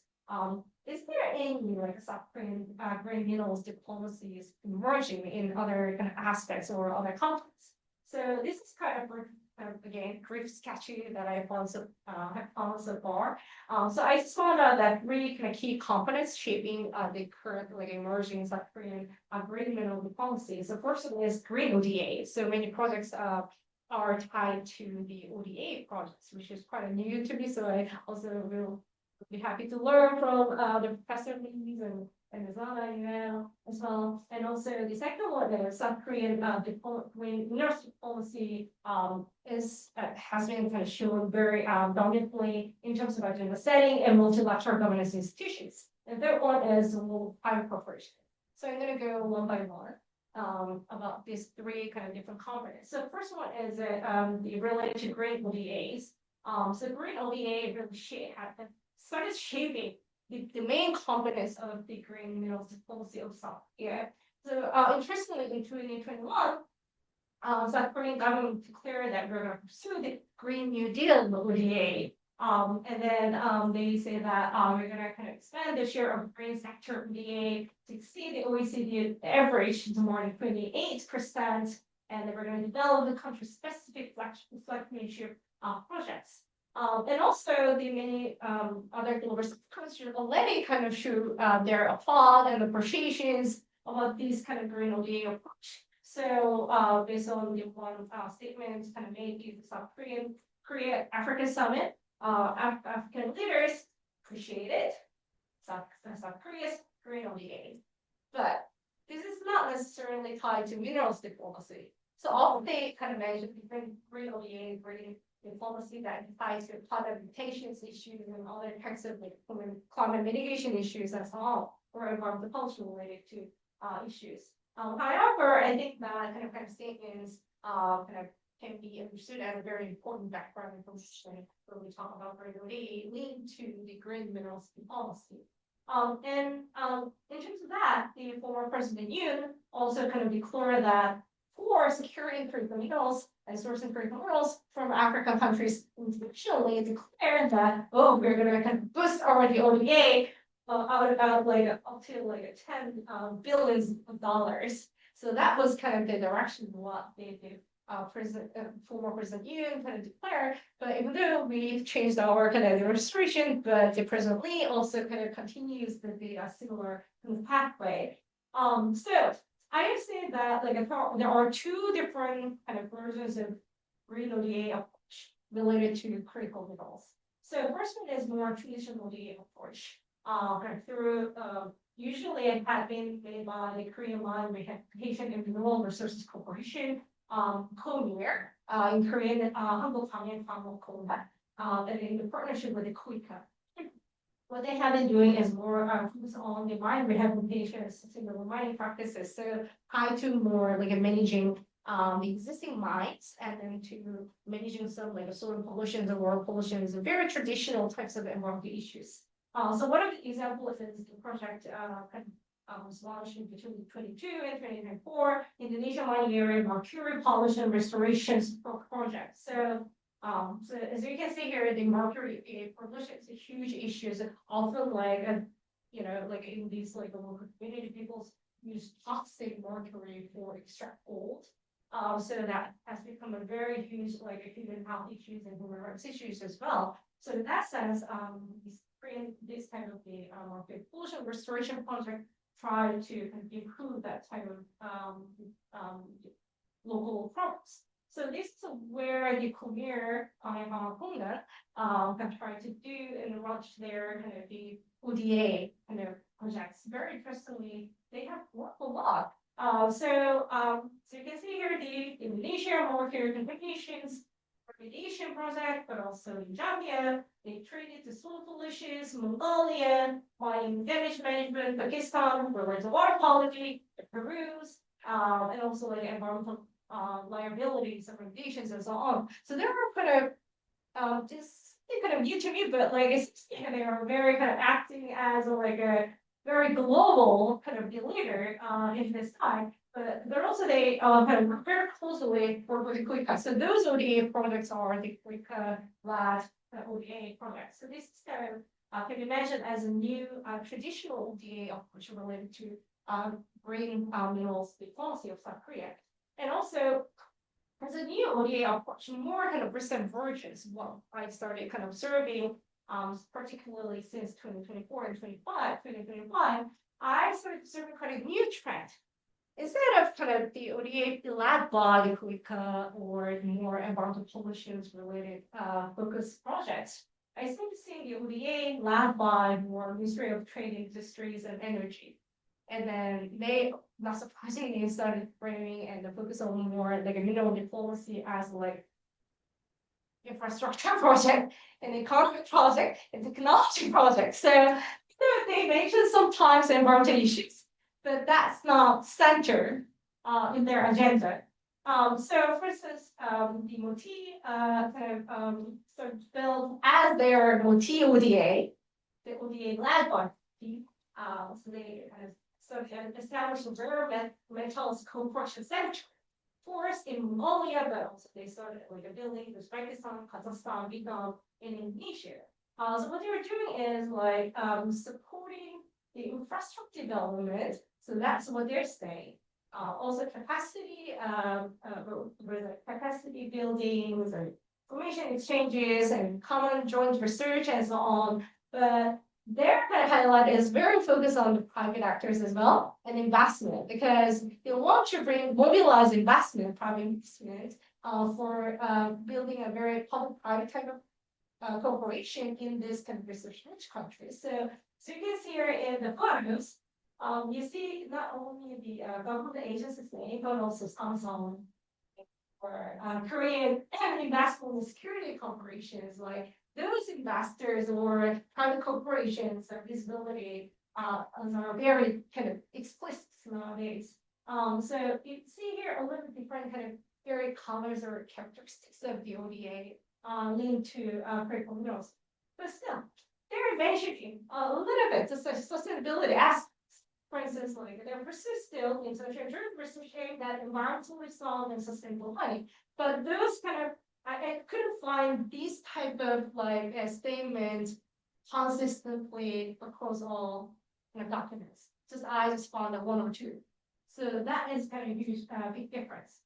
Not very same. And then second, kind of very important component shaping South Korea's Korean girls diplomacy is South Korean governments like power, I would say, the green agenda setting power at the multilateral governance institutions.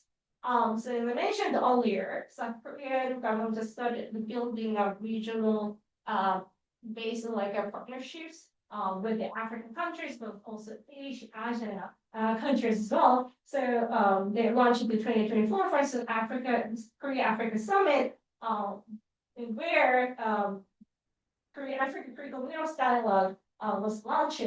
But in their kind of official statement, they clearly mentioned that we're supporting the capacity of the African countries for sustainable and clean development minerals. These are very strong, like green aspects, I would say. And also in 2024, as in South Korean project on critical minerals management and strategy, they added this phrase, including the sustainable environment. So that also very interesting for me to look at, oh, okay, they really care. Seems like they care, sustainable aspects. And also, as one of the key actors in G7 and G20 in this year, Lee Jae-myung also, President Lee Jae-myung also highlighted that the affair mutual beneficial relationship between South Korea and over South countries, but also supported, South Korean government supported environment ESG standards based markets.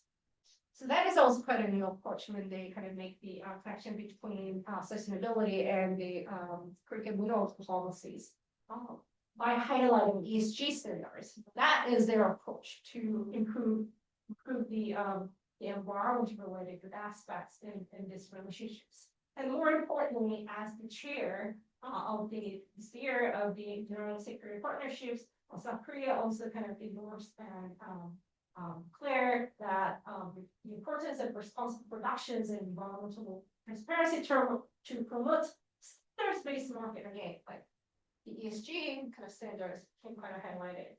And as a side note, in the climate summit this year, the COP30, obviously, like climate minerals is not directly kind of related to climate issue per se. However, the several countries started like including the critical mineral issue within the text in the just transition work program, because without kind of achieving sustainable green instructions, that term can be controversial, but otherwise we cannot truly achieve the goal of the just transition in terms of climate policies as well. So that was kind of new emerging kind of agenda in global climate politics, but that has been also supported by the South Korean government versus China and Russia objectives. So that's why that text got removed from the text.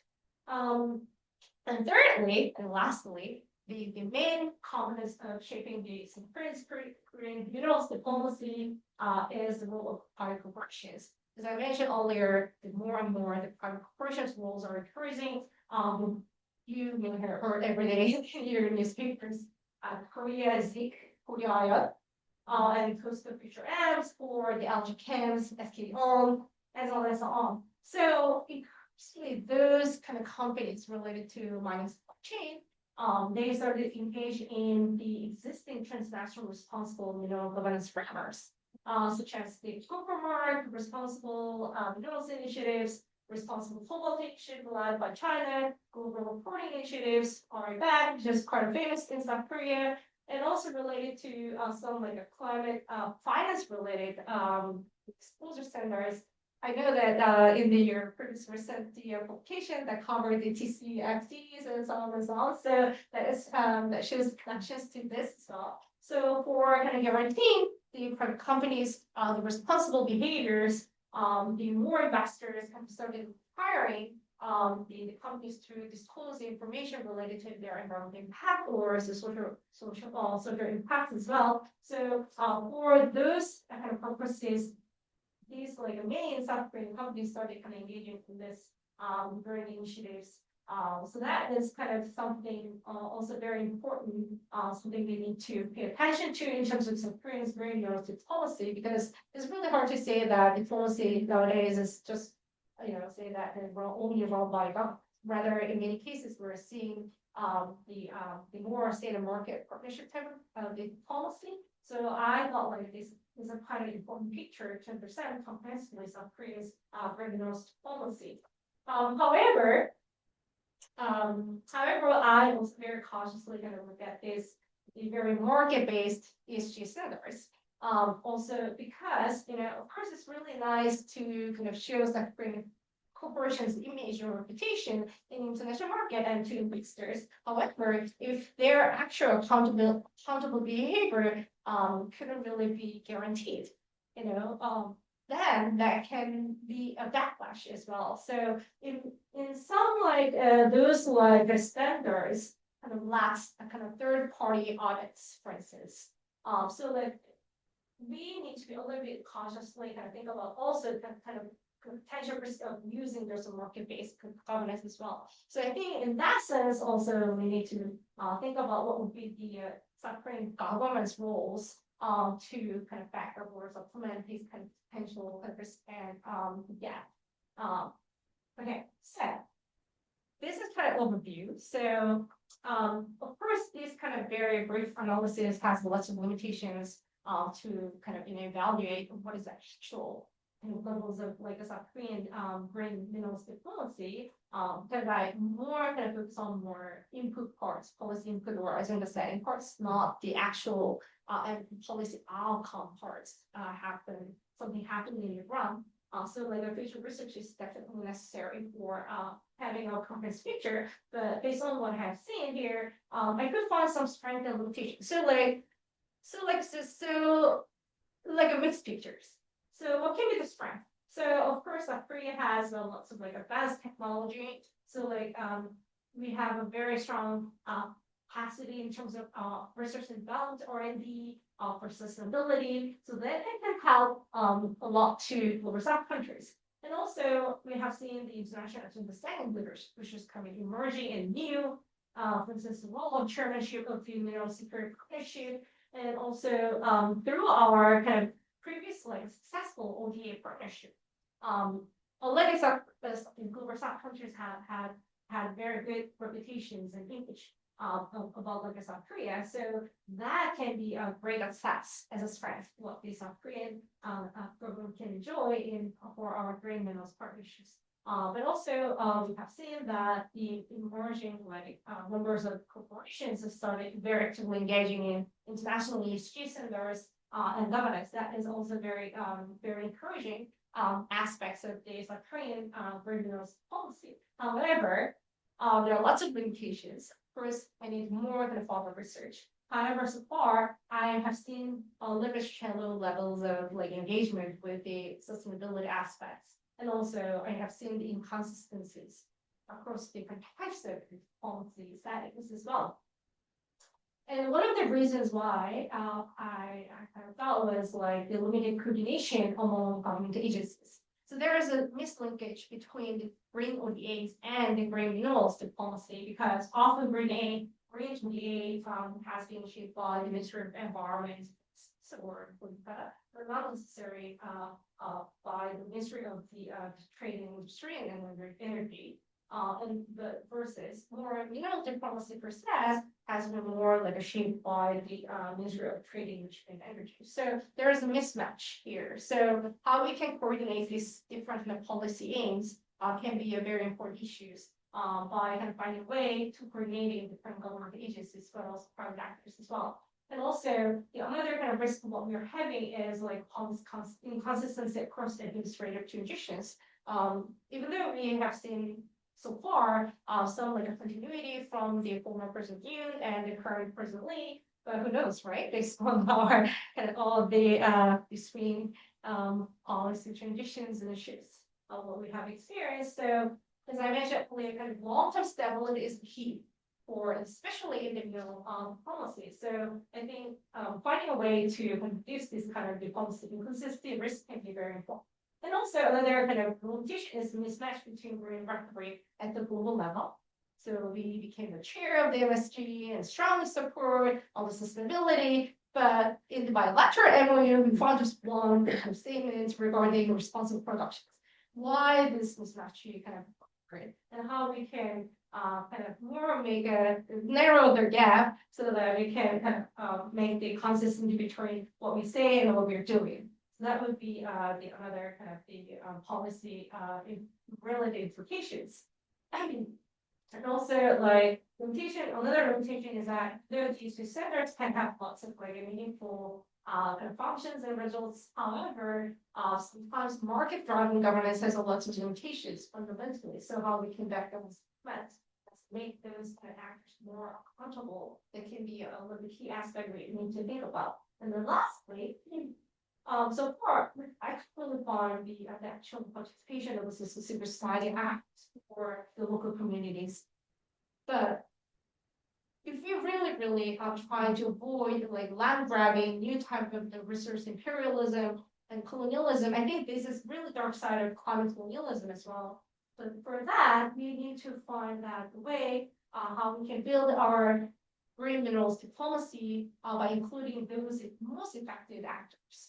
Otherwise, probably we couldn't really make the green, actual real green, policy. So in that sense, I think like we need to think about what kinds of multi-stakeholder governance can be possible. So as a final slide, the invitation is like this whole the kind of preliminary findings. I just felt like there are lots of things to do in terms of research and also kind of building a policy debates. So I'm still in the process of the kind of building the concept of green minerals policy. So how I can like elaborate further on the theoretically this concept can be a little bit kind of default.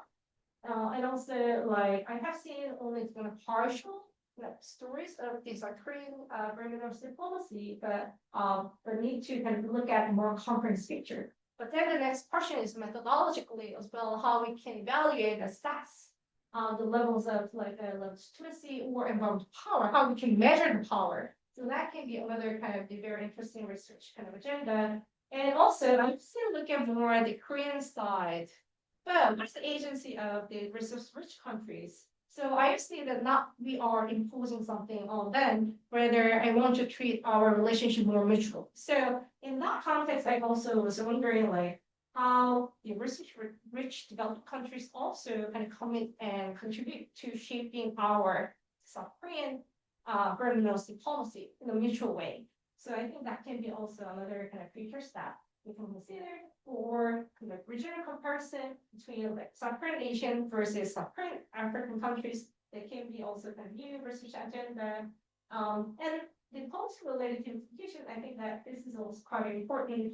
So we are trying to be very well in between the US and China, but in terms of these full sustainability governance as well. But the current kind of trends kind of shows that we are more kind of started building a partnership with our security alliances like Canada, Australia, and the US. but not so much have observed some partnership with the Chinese actors, which has been my previous research focus. So I was wondering, like, what would be the perspective for sustainability partnership with the Chinese actors, maybe this to win the balance in between China and the US. And again, the Polish coherence and coordination between ministries or other agencies can be a very important perspectives, particularly for the developing further the green minerals diplomacy. Okay, thank you so much. I look forward to your comments and questions. So.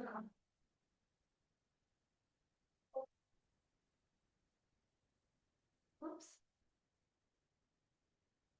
Is working on that similar issues. I have three students, graduate students who are working on green OBA, climate OBA, and civil society government. So if you have any question, you can ask them. Any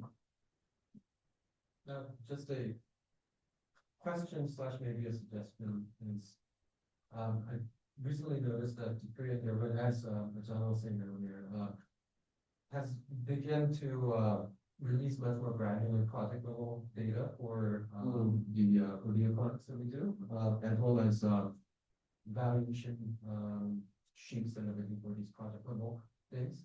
So I think a very natural next step from looking at the MOUs and these sort of discourses at bilateral level might be to connect that to the actual sort of underground project levels so that, you know, if we can actually see if we are putting the money where we're talking. I think there's been some surge of, especially like radio media stuff, but there's been from just a very non-systematic, not even qualitative, like the personal level conversations with friends in the field has been that during the previous administrations, there's been a lot of talk about also something related to green ODA, but that much of that didn't really happen. So just looking at those, even at sort of like a very districted level, I think will be a very interesting thing. Yeah. Yeah, I think that is really helpful for comments as well, because like I also can ask to all the field work going all the way to Africa and Nigeria. So like, I think that they access the data at the product level that. So you can look at the OECD doc data set, which has a real marker.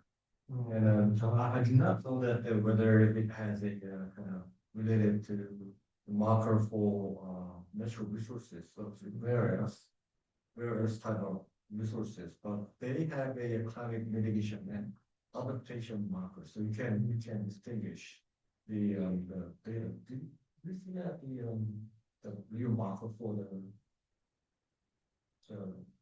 where there's type of in the OECD doc? So if you have one, you can see that not just a Korean number, you can compare the ODA products from all of other countries and specific, products. So I think if you find that one, that'd be a really good data source, qualitative and quantitative research for research. Thank you. Yeah, that's good. Thank you for that.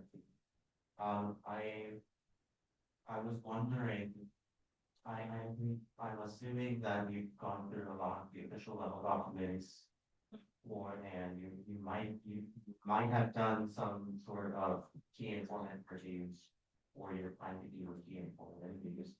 I was wondering,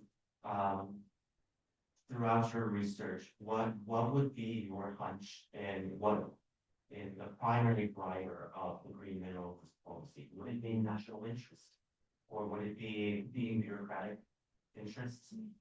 Because a lot of the times I think, the whole Phillips LFL and the Allison's policy fund model argues that the drivers may be different for the analysis, the analytic levels. I was just wondering what would be your first take in which how green diplomacy's agenda setting wise, which would be the level of analysis that you think is more appropriate. Level of analysis, okay. This is a very good question, important questions, and like based on what I have observed so far, based on more kind of qualitative document analysis, I haven't done so much interview for this project. But definitely national interest kind of drives this kind of greening mineral diplomacy to make a distinction from China model. So like we want to emphasize that we are clean, that we are a sustainable partner. So it's better partner for you guys. You know, I think that is like almost like a selling point.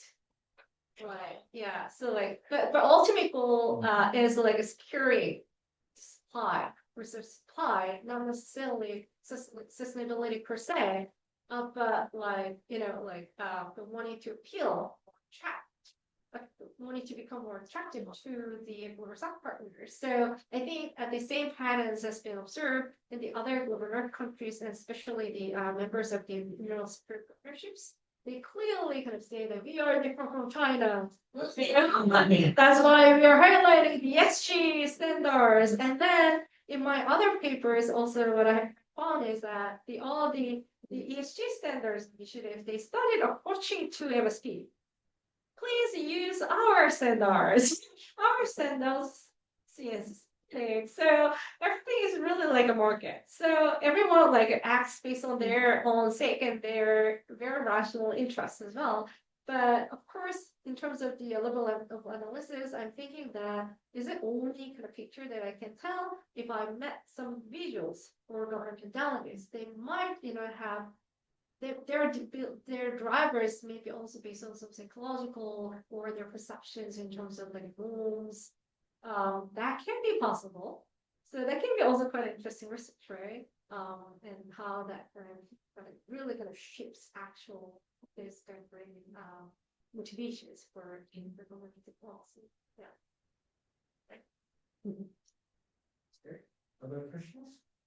If you don't have question, why don't we have a presentation from Professor Lee without break? If you have, you go to some break, you could do that. But I think we don't have much time until 5 p.m. Yes. So I think you can be quick for my presentation. I just introduced one of three. But better to have a presentation first. No, it's not mine. That's mine. So, yeah, thank you.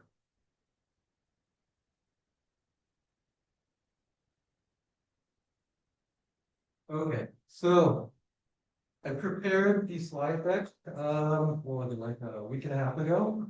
And that was last year. So I don't really recall the details of whatever. I look at my slides. So this is a project that I'm doing with public law, so William Lee and James Hall Park at the KDI School of Public Policy Management. We're calling it Global Climate Action and Local Rights, Survey Experimental Evidence, public support for carbon offsetting in Liberia. Liberia is a small country in Western Africa. Okay, so moving right away. So carbon offsetting, as many of you would know in this room, has been a very important strategy that we've been talking about in different contexts. If you are asking, say, a typical economist, for instance, this makes perfect sense, right? So there's demand, there's supply, and you make a market that exchange and everything works perfectly well. So it's been talked about in all these like different international arenas and so on and so forth. Voluntary, most of the research on this has been either talking about the textbook mechanism as to how it works, or mostly on like how it is difficult to ensure compliance, right? But there's not been too much further into like really thinking about the implications of what does this actually mean to the local library. So what we want to concentrate and think a little bit more about is this concerns about local cost versus global benefits. And as Hayden was talking about in the previous slide, there are a lot of implications, especially for land grabbing and people being displaced from the areas that they've been living. So there's a lot of land disposition, forest displacement, at least potential for such. And there's going to be restrictions on forest-dependent livelihoods. and inadequate compensation for affected communities. So I think there is a very interesting research gap here.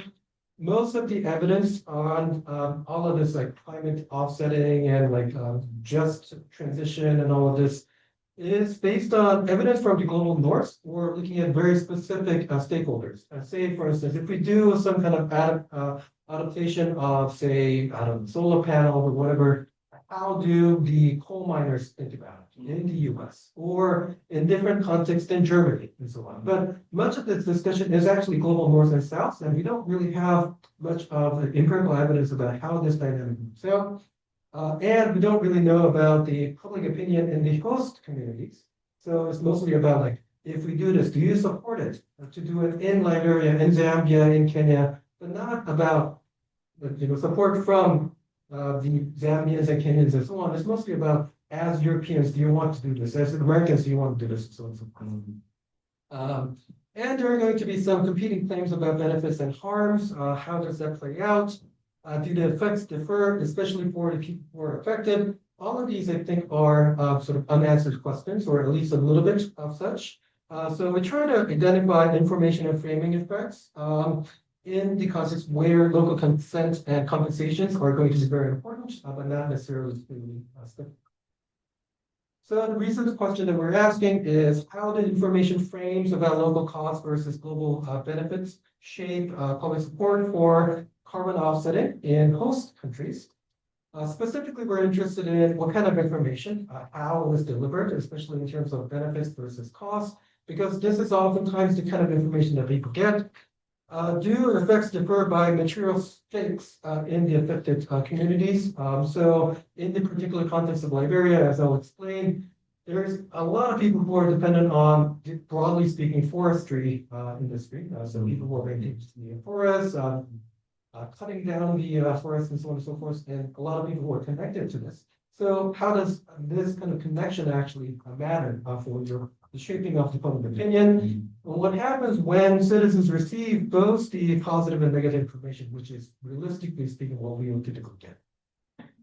So the study context is again Liberia. The reason why we got interested in this whole thing was first by this hearing about this company called Blue Card.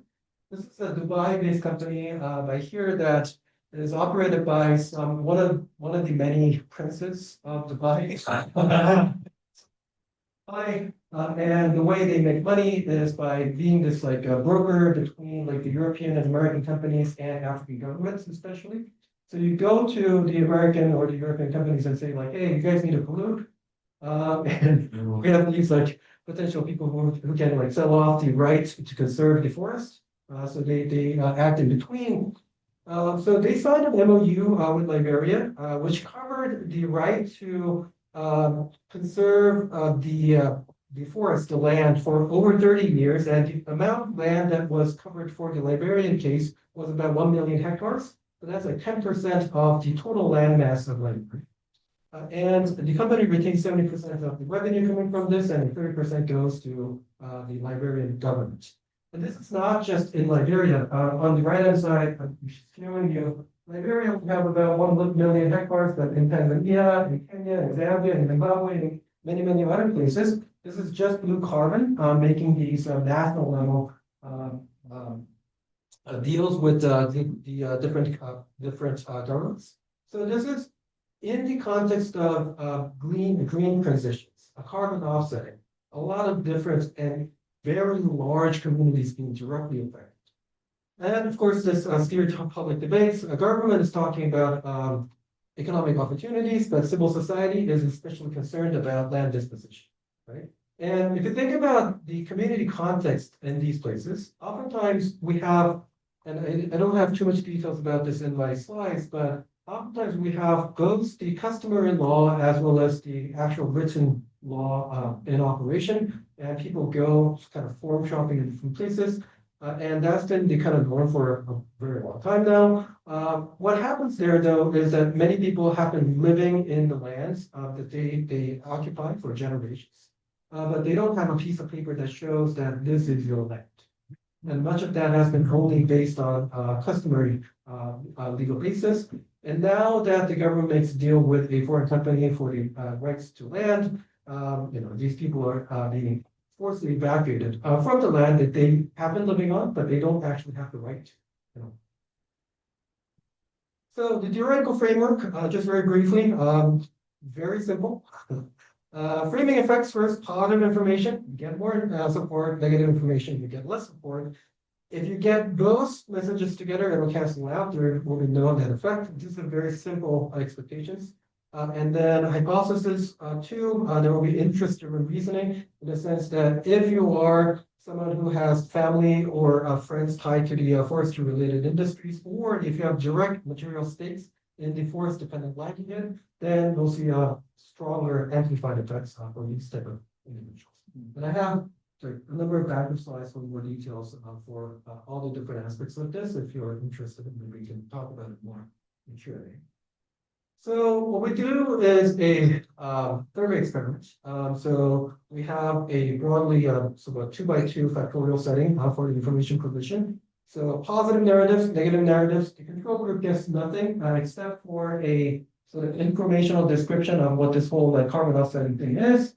And then we have groups who are receiving only positive information, only negative information, and both.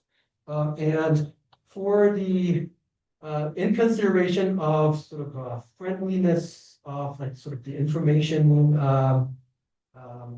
how friendly the information could be, we also use some cartoons for to show to the actual visitors, so that it's kind of easier to understand, and we can show you the cartoons later. So. And so these four different information framing were completely randomly assigned to the different types of different response. And the positive emphasize economic benefits and environmental protection, negative potential land disposition, job losses, effectiveness doubts. Because carbon offset, we don't really know if it's effective or not. Okay, so this is sort of common narrative picture that we showed, like how it works, kind of, and we kind of went on to have the enumerator explain to people so that they can better understand what's going on with this. And then, oh, I have these here. And then the positive narrative and the negative narratives. I had a lot of fun making these. Did you use Yes. It's like in the early days of, like before all of this was very well developed. So like we feed it in the different newspaper cartoons, like for the this style. And then how to make sure that it doesn't really copy directly someone specifically. So we kind of mix the styles together and so on. I thought it was quite interesting. All right, so data collection and study design survey experiment again. We did it in Monrovia, Liberia, in a particular neighborhood called Peace Island. This is basically an urban slum, the largest slum in Monrovia. So a lot of people are actually migrating directly from the rural areas, and they're first living here in Peace Island, and then they go on to move on, live in different places. So this is kind of a place, although because we can't go to the different forest communities, it's like all over the place, right? So in a way, this is a kind of a convenient sample, but at the same time, it's fully randomized into context and has pretty good coverage of different types of people coming to the urban area and then come sort of living together. High response rates, about 2,000 people. We're slightly concerned about the prior awareness of the blue collar deal, that everything will be kind of post-treatment, but only 7% of people knew, and this is kind of like elite level information in a way. Sample characteristics overall pretty representative of the local community, the national population, the age, gender, education, and so on. Overall well balanced. 46% has ties to forest communities, so that's pretty good. We did pre-registration, and when we do any analysis that weren't pre-registered, we try to do it with clear links. Let's see. And the primary outcomes, we asked about perceived benefits and perceived concerns, support for government, trust in government, and then a number of different aspects about global climate action, including things like how effective do you think international organizations are related to these, your perceptions about green technology, global cooperation, importance of agriculture, forestry policy, and so on and so forth. Okay, and this is kind of the main results. The first main result, all of these are individual outcome. And like all of these separately, the rows are going to be separate analysis. Just for the sake of presentation, I combined on multiple different models here. For the treatment arms, the green is pro information, the red is con negative information, and blue is those mixed together. And what you find is when you get negative information, it reduces those perceived benefits and support, where we can see what the red bars over here. And then positive information, there is a very small and statistically on the borderline significance for support for government, but nothing else. So the positive information itself does not seem to really change people's perceptions about how this is actually working. But when we combine those together for the blue lines, when everything is combined, then even if the positive information itself is not effective, combining them together, they still cancel each other. So the key finding here is we think negativity basically dominates. And this is sort of commonly something that we can expect from social psychology literature in the sense that people are more concerned about harms than benefits. So negative information can create harms, and this can more sharply reduce support. But the positive benefits, when we talk about like there will be more jobs, there will be more money flowing in, these are abstract things. So there's sort of arguably kind of naturally seeing more limited effects, and combining them together, opposite frames cancel out. Now, if we further try to analyze this with the personal ties to forestry, so one on the left is the example with the personal ties to the forest. On the right is known ties. What you see is really the effects are being driven by people who have the connections to the forest areas. The effects are much stronger for those with personal ties, for both the positive and the negative effects. So all the effects that we saw in the previous slide are amplified for these people, whereas for those without the ties, not so much. So it seems like overall the interest-driven reasoning, like the fact that you have or close like friends or family members have a stake in the forestry, seems to sort of pan out well with our expectations. So we have much more large, precise effects for these type of people. So this amplifies information effects because this actually matters. Now, for some exploratory analysis, and we have a few others, but just to show you one. When we look at tandem support, so if one, so being a political scientist, so one pushback that people can have is like, isn't this all about just motivated reason? So you like your I don't know, ethnic group leaders, or you like your president, you like your party, and basically everything is based on that, nothing else. People who have forest communities ties, and these are people from specific areas who are supporters of specific parties, and all we're seeing is just simple motivated reasoning and nothing really about the forestries. So we go on to look at that kind of potential avenue by looking at the supporters of the of George Weah, who was the president who signed the deal with Blue Carbon, and then Aboakai, who was a successor from a different party after George Weah. And what we see is Weah actually gets more responsive, sort of Weah supporters are much more negative to the information. So this is not the kind of people, so in a typical context where you would expect motivated reasoning to work, what you see is when your team, your guy does something, then you evaluate it to be much more positive and less negative. You kind of like your guy, so you kind of don't want to criticize him and try to be much nicer to the person. We're seeing actually the opposite. For where supporters are much more negative to the negative information itself. So this does not really support the classic kind of motivated reasoning story. For partisans, we would expect would typically ignore negative information, but not really. So we think that this is really driven by the issue itself and not something about the partisan identification. So we see something similar to when we do the analysis with ethnic groups. So contributions.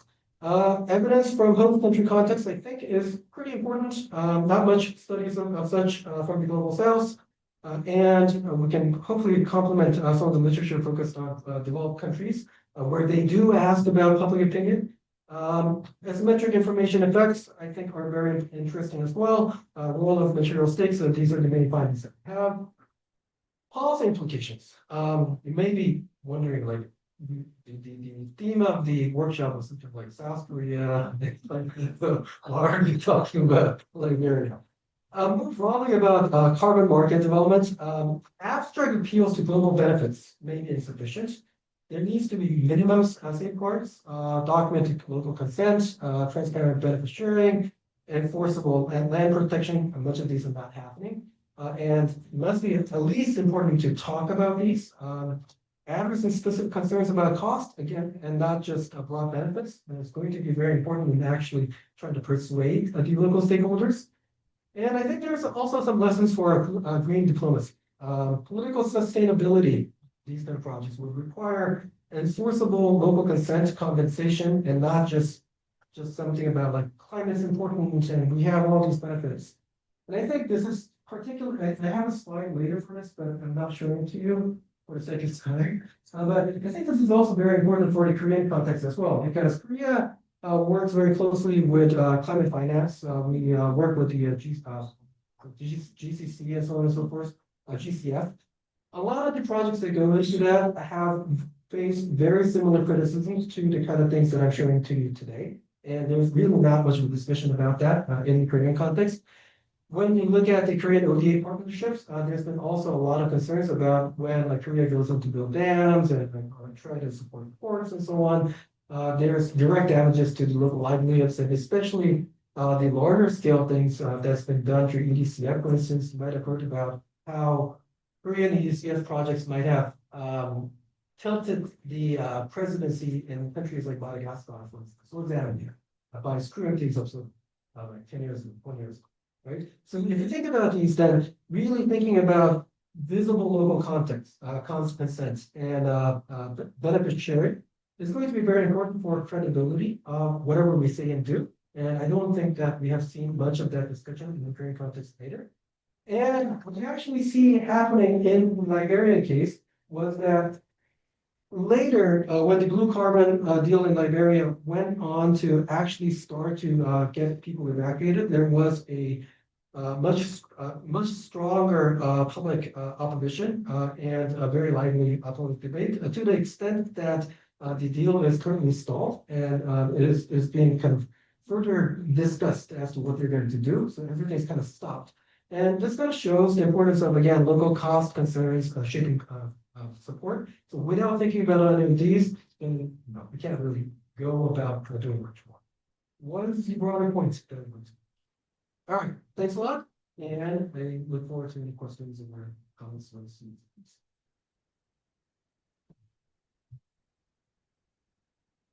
Okay, fascinating. Mrs. Any strong comments? Liberia, fine.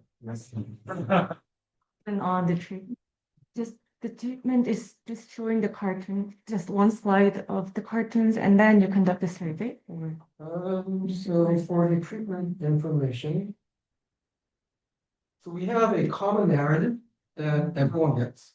So this is an explanations about like climate change is important, da da da da da. Emissions bad, carbon offsetting maybe. There is this thing called carbon credits, carbon offsetting. And then there's a positive narrative about like it's going to be good for a country like Liberia because it brings in money, and negative information, people might be forced out. And accompanying these were the images, the cartoons, and the enumerators try to make sure that the respondents understood the overall context of like what kind of information is.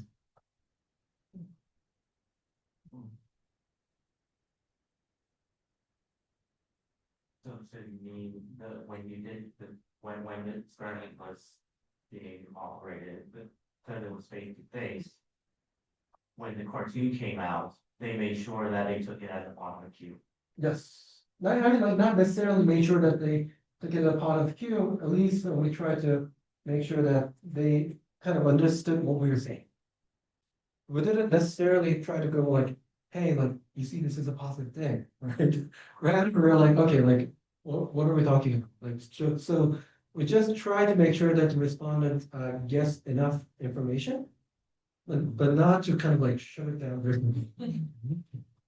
Because that's then not going to be fully realistic in terms of like how information is we're transferring.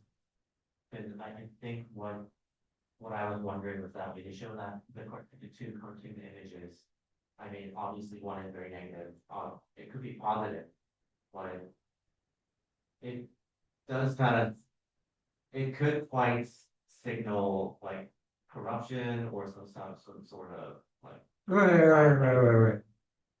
so I was wondering whether in how, when this experiment was, So. how to make sure that the cue is the right cue. Right. So we also did, I think, either 3 or 5 different images per the different narratives and randomly allocated the images. So that we don't necessarily have the whole thing being driven by the images. And I think at some point we did something like fixed effects for the narrative, the images themselves, and that doesn't really affect the overall findings from the models. And the images were included because of the receipts. Yes. This is like slum area, Right. yeah, not many people actually have.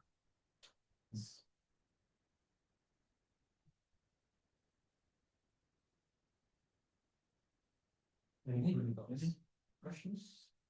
Okay, so thank you so much. Well, quick presentation of my research teams R&D. Then after 5, if we have anyone who joined the June, then I'm going to introduce briefly on at Y Circle our activities. Then if there's no one in the June, then we'll call it a day and have Korean book, which is the most exciting part. Okay, so my name is Lee. I'm working on the climate adaptation. This is my our R&D project. Okay, look younger. I'm working on the climate change in cities and environment and energy of living maps. I also published an edited book on living map recently. So I'm gonna skip this. So this is the project we are working on. This is a R&D, research and development by the Ministry of the Environment, and it is 6-year project. It is about $5 million scale with a consortium between the Yonsei and University of Seoul. So basically, we are working on the adaptation with a living net approach, uses specific decision support system for the local climate change adaptation path based on living and spatial planning. Living net parts is conducted by the Yonsei University, but was special planning with the GIS and things like that, and system development by the University of Seoul. So we are having this climate adaptation inventory, living like stable data tools and certain development and application and expansion to other topics.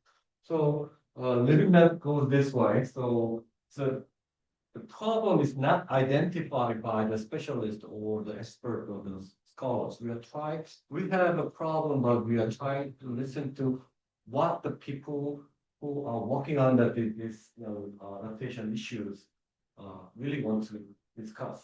So the user-driven problem discovery and agenda setting. Based on that, we are provide in the natural science team, the University of Seoul, we just create a climate data scenario utilization. Then we try to think about how we solve the problem with the co-creation process with the users. There are many users that I'm going to explain a bit later. So reflection on regional risk sensitivity and adaptability, then we can verify the solution with the experiment. As Professor Lee showed that we are having this experimental pace to verify this solution. Then develop a decision support system. Then we are trying to having a transformative climate adaptation to the environment. So this is a pretty different approach to the conventional one with a top-down manner, because more technological developed and expert-centered and common use of the adaptation policy. We are trying to have trying to consider the social factors, resident and user reading, and locally customized solution with a bottom-up path. So living lab consists of actually two parts. First, co-creation part. So we are trying to provide a solution with the co-creation process with users. But we do not know whether and to what extent this co-created solution is effective and efficient and feasible. So we are trying to verify and check whether these co-created solutions are effective or not, feasible or not. So with the experiment. So these are, the conventional way of thinking on the experiments. The top-down decision making, for example, is conventional one, and before and after. Also, living lab decision making. This is the key part. The living lab, with the living lab, we are making a co-created solution. That will be the treatment, and we can compare this top-down manner and living lab manner before and after. So in terms of the variables for the local government, what are the perceptions and attitude, the policy effectiveness, things like that, we can compare that. Also, we have a corporation or companies for sales or corporate image changes and social value and strategy. That these are variables that we are testing, and also for the education, so problem recognition, problem study, and explainability is the thing that we compare it. So using the ANOVA and difference in difference to say U-square type of method, we are testing the feasibility and effectiveness of living lab solutions. So for final goal is the development of climate adaptation living lab techniques and decision-making supporting system with local government, corporations, and education living lab and science living lab. And also, we are making a system with a living lab. What does it mean? So not just we are making the system, okay, you use it. We are trying to make the system with those who are using it. In that way, we expect that the effectiveness of living lab become better. So these are kind of site map we are making. So climate adaptation living lab cases, and also we are providing the 3D and decision-making supporting system. Who are the actors and what are the domains, who are the users, what are the steps. So these are the website site map for the system that we are making, and these are kind of UI UX. For example, you can take the who are the main agent, what are the kind of stages, what are the sectors you want to shore or house or the water management, things like that. What are the adaptation options? Then you can see the before and after, and the climate adaptation paths. So these are what we are trying to make out of the R&D. So in order for that, there's a lot of interaction between the science team and the social science team. As I explained it, with user participation, then we identify the problems, and then how we measure it. Then we need the data from science teams. We create the solution with the users. Then we can test it with experimental verification for shore issue, health, industry, and territory, water, and ecosystem. There are a lot of homes to do. So in this R&D that take place in Incheon, Wonju, Suwon, Seodaemun, and Tomyeong area. There's reason why we select this site, because we evaluated adaptation competence index and then also climate impact index. And this is a big metropolitan city and one is smaller, and this is a small coastal city, and southern one who is the one of the municipal government in this whole area. So we are trying to have a multiple different cases for living lab applications. So for the development of the climate adaptation living lab, we are trying to conceptualize and design the experiment, and we pilot operation and test operation with the system. And, okay, let me give you an example of just a text message. So you probably get the text message, right? But no one read it and no one said, oh, well, it's really helpful.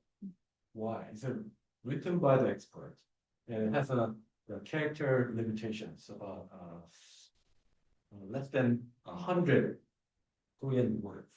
So within this limited one, then we should provide a really good information. So we made text message with those who have, get those messages. Then so these are conventional text message and living lab co-creation with the message.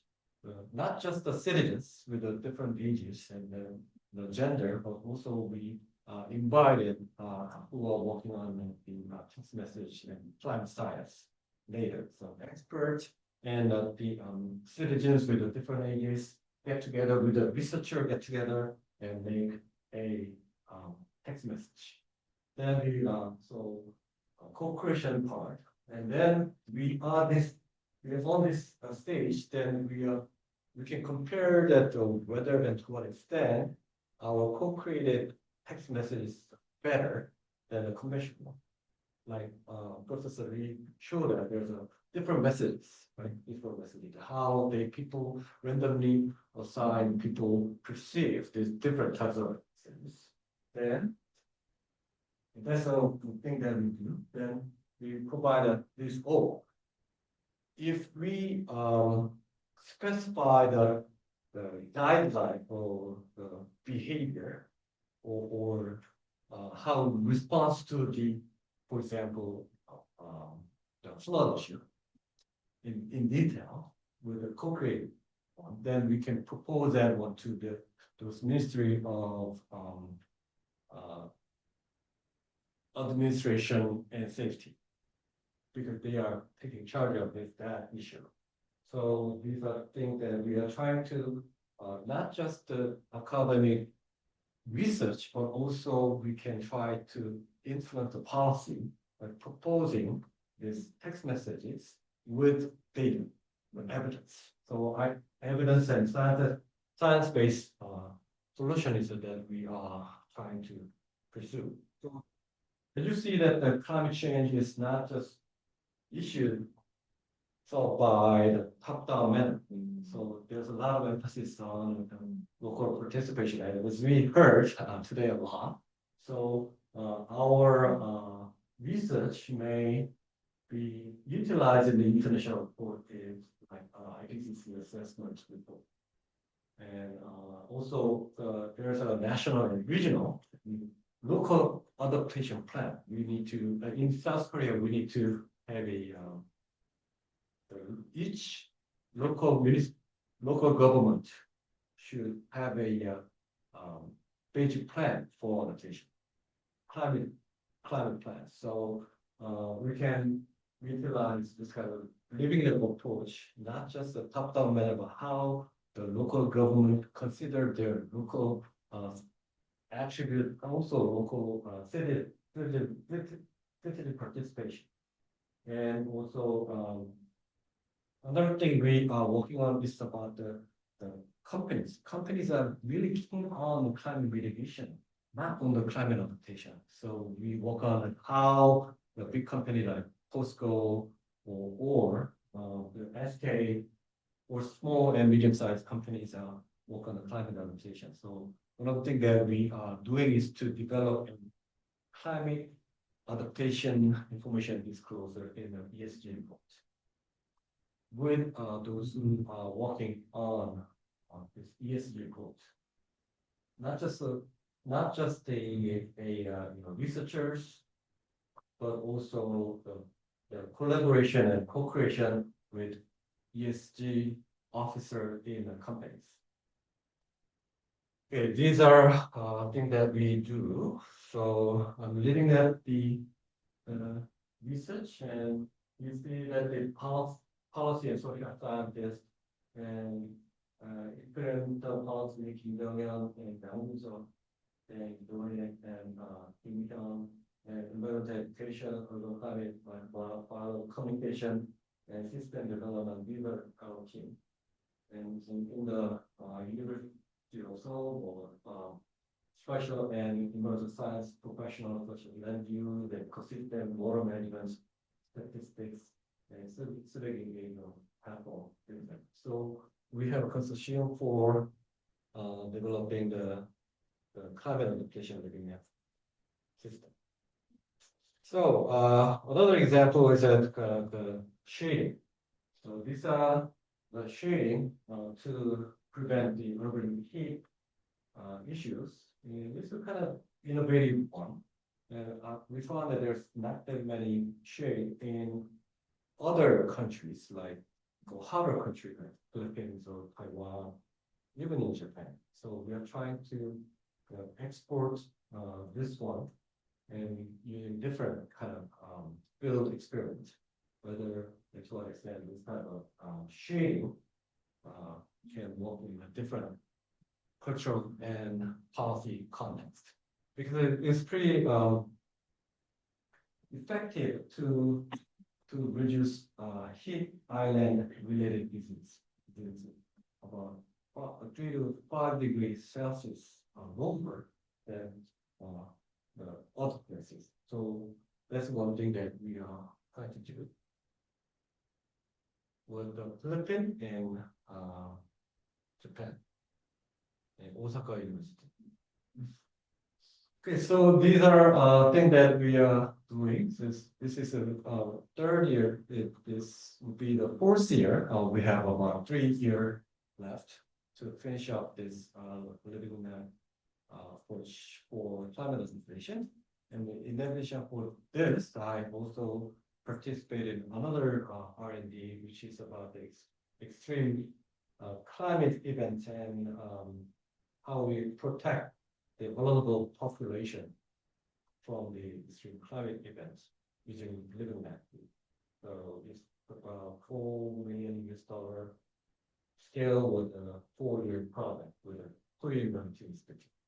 So, okay, so a lot of things going on. Well, I try to be brief in terms of explaining what we are doing. We have about 60 researchers for this project. In Yonsei, it's about 33 or 34 researchers, and in Seoul, University of Seoul, about 30 researchers, with professors and doctors and PhD students and master's students. Okay. Any questions? Yeah. I have questions. Yeah. Yeah, so this whole kind of process really seems to be like very experimental. Yeah. But I also kind of saw that probably you also made some like commercialization purpose of getting patents. Yeah. Right. So I also was wondering that aspect of the project. So for the project, the R&D kind of requests us to file patents. So we have already filed 2 patents. One is about the text messaging with that. The other is about how we cite the this urban umbrella for shading. So there are a lot of layers of data, right? So for example, whether there is a shading area or not, and what about the kind of population on that side, things like that. So that's a second patent, and we are preparing one more for ministry report. I cannot tell everything because preparing the paper, but these are things that we are working on. And also this, the shading one, so we conduct the research, but those who are making this, shading equipment, so they can make money out of it. So we are trying to help them to make small and medium-sized companies to prevent urban heat in other areas.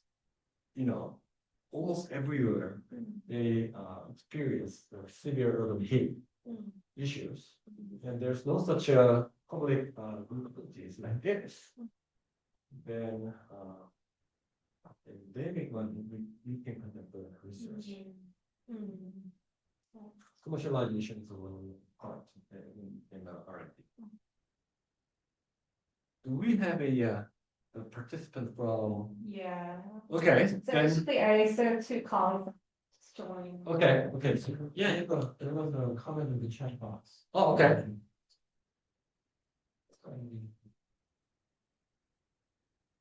So they actually just joined. So Okay. like they just saw the kind of last part of your presentation, and some of my colleagues said, "Oh, it's very interesting." Yeah.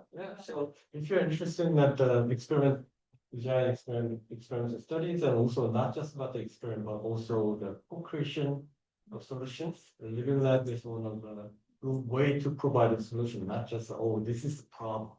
Okay, we know that for the problem, but so what?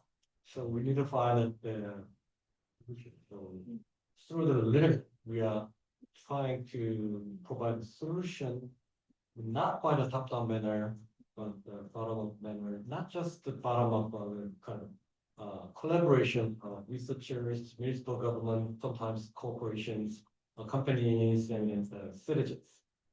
So it depends on what kind of thing that we work on. So there are many projects going on based on this project. Okay, so what are and another thing that I may introduce briefly is about the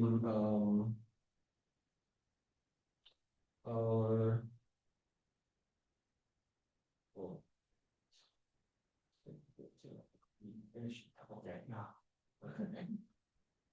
So okay, we're almost finished. I briefly explained that the Y Circle, transformative climate research and education project in Yonsei. Because we just built on the website with the help of Dr. Huang and the researcher here. So this is the Y Circle, Yonsei Climate Innovation Research Center for Leadership and Education. This is a good platform for collaboration. That's the reason why I wanted to introduce you to, or if you are interested in this climate change or environment in interdisciplinary, can have a look at this. We have 20 faculty members from 4 sections: carbon neutrality subsections, international climate cooperation, climate adaptation, and climate change nexus. For the carbon neutrality, we have faculty member from architect, international studies, mechanical engineering, chemical and biochemical, and chemistry science. For the climate adaptation, our planning, communications, architecture and engineering, computational science, and international cooperation, School of Theology, the Professor Chong. She was here. She is one of the members of our team, and sustainable development and corporations, political science, economy, civil engineering, economics, cultural, and sport. These are our team. So I'm leading this group, and carbon neutrality here, and climate adaptation, international cooperation, and climate resource climate change nexus. So here's our achievements so far. It is the Yonsei University grant. It's about much is that?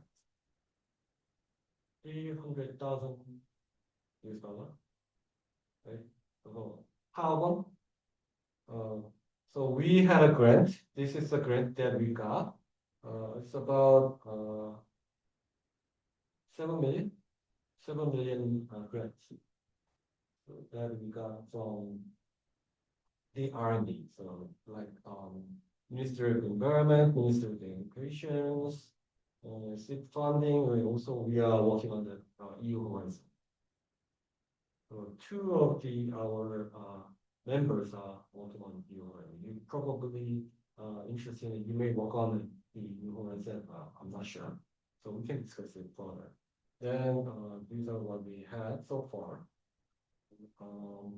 Also, we have a lot of conferences like this today, and some from Helsinki, some from Finland, and Germany, and US, and Hawaii, and many seminar like this. If you have a chance to come to Seoul and Yonsei, we can host a seminar like this, and we host you here. And we also have a publication list. We have more, but we just selected publications in English and in Korean now. So these are what we are doing, and also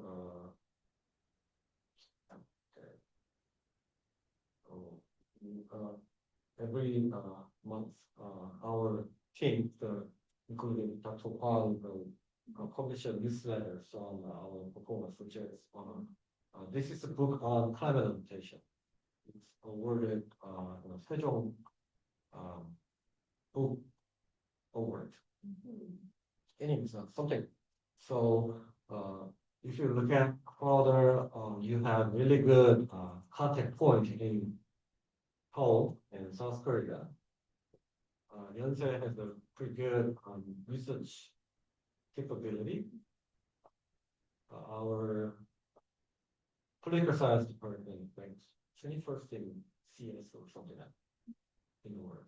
So it's a pretty good product. So like, as you see, the Professor Lee, the rising star.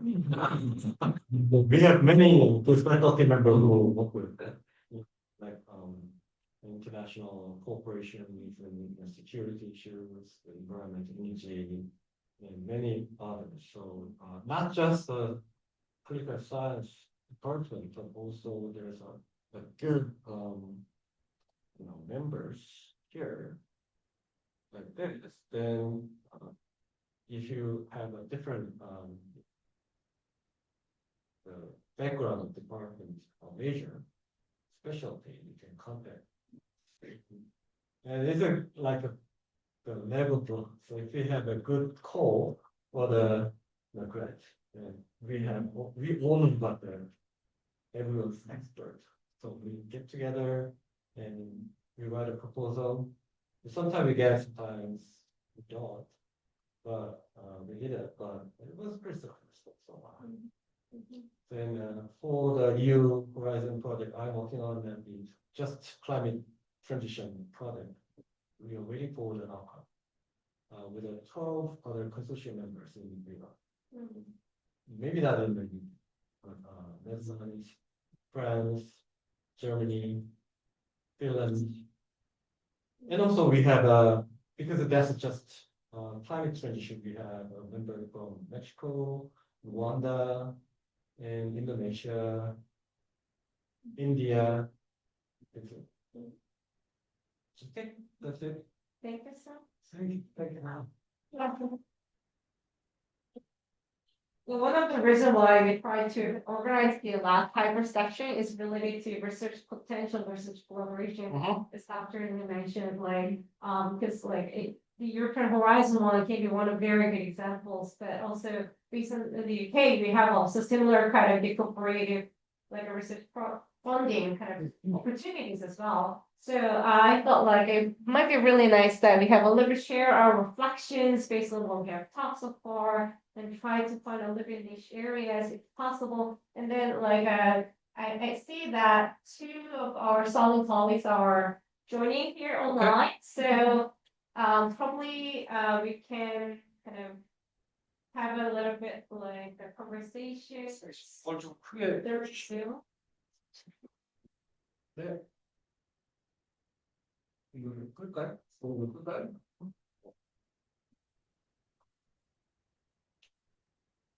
So, Hannes and Sean, can you hear us?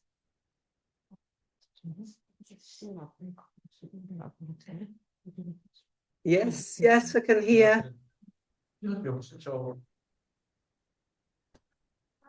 Hello. Hi. Hi.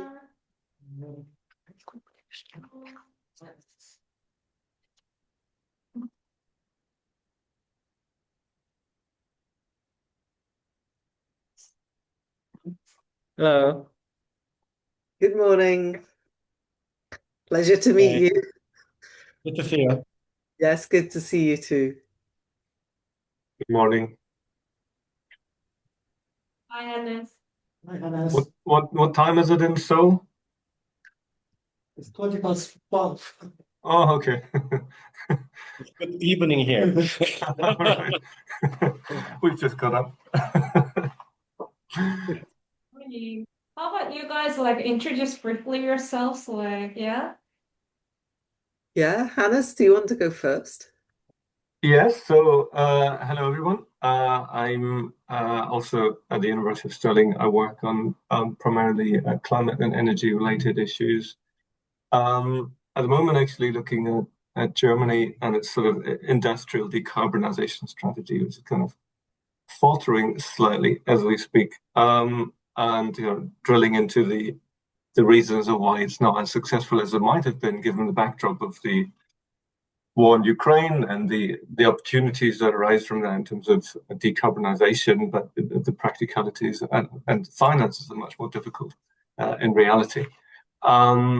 Yeah, and other than that, I mean, I'm interested about the range of disciplines you have in this network that you have just presented regarding climate change. It's really, really very well-rounded, really a lot of disciplines involved there. And in the past, and perhaps in the future, I've also been quite interested in the cultural politics of the environment or climate change. The way that cultural values, identity, and also communication narratives play into that. So that's something that piqued my attention as well. Sean, do you want to have a go? Yes, good morning again. And I'm Sean Jones. I'm Professor of Heritage at Stirling. Excuse me, I've got a bit of a cough. It's that time of year here.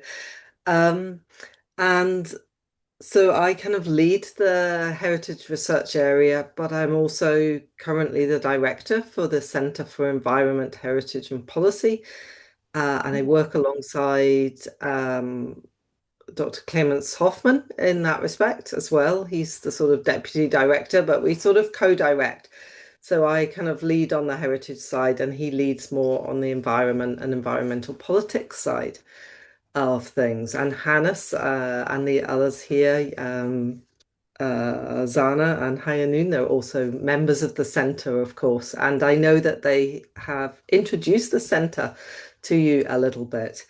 So it's really interesting to look at what you're doing with the Y Lab and to get a sense of that, partly from just coming in at the end of the talk there, but also some of the links that were shared with us in advance, and to think about some of the potential connections that could happen across our centre. Maybe we could come back to that. From the perspective of my own research, I focus on heritage and society. So I'm not specifically in my own work focused wholly on climate change, but climate change comes into my work in terms of the ways in which it impacts on heritage.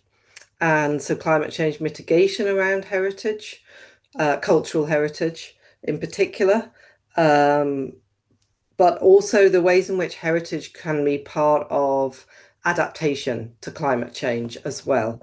And looking at some of the aspects actually that Hannes just talked about at the end there, looking at the ways in which social values relating to of heritage relating to cultural identity, sense of place, environment, the ways in which those things factor into how people respond to climate change impacts and climate change adaptations. So I can see some links across the heritage research team in terms of climate adaptation and carbon neutrality, not just in terms of this societal adaptation, but also architectural adaptation. With my colleague, Dr. Vanika Arora, she's doing work on architectural adaptation to historic buildings as well, particularly sort of retrofitting in energy terms. And there I'm co-supervising, so we have some PhD students working in this area, looking at, again, the impact of people's values and identities relating to historic environment and the ways in which they are open to responding in that regard.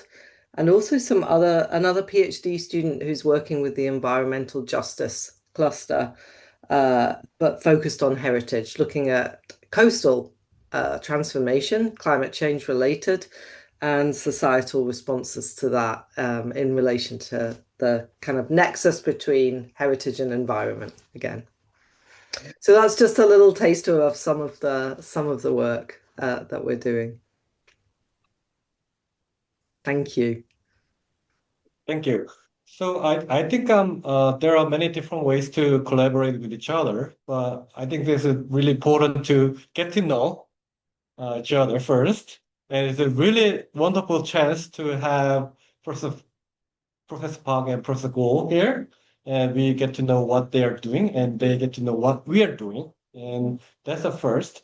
Then maybe there are many different layers and a way to collaborate with each other. But I think that the grant will be the glue for the collaboration.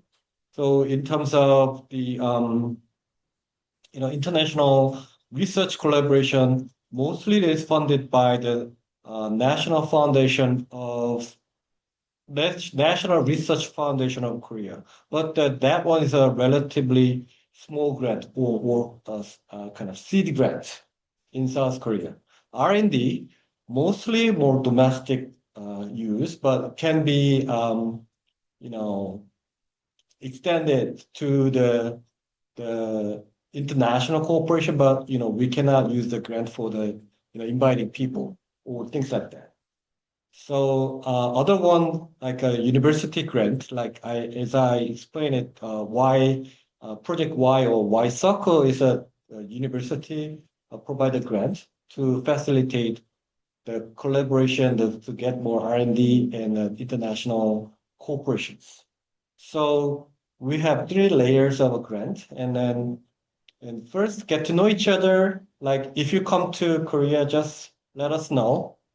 Then maybe if it's a kind of the challenge to come here, we may see with each other in a conference like EGU.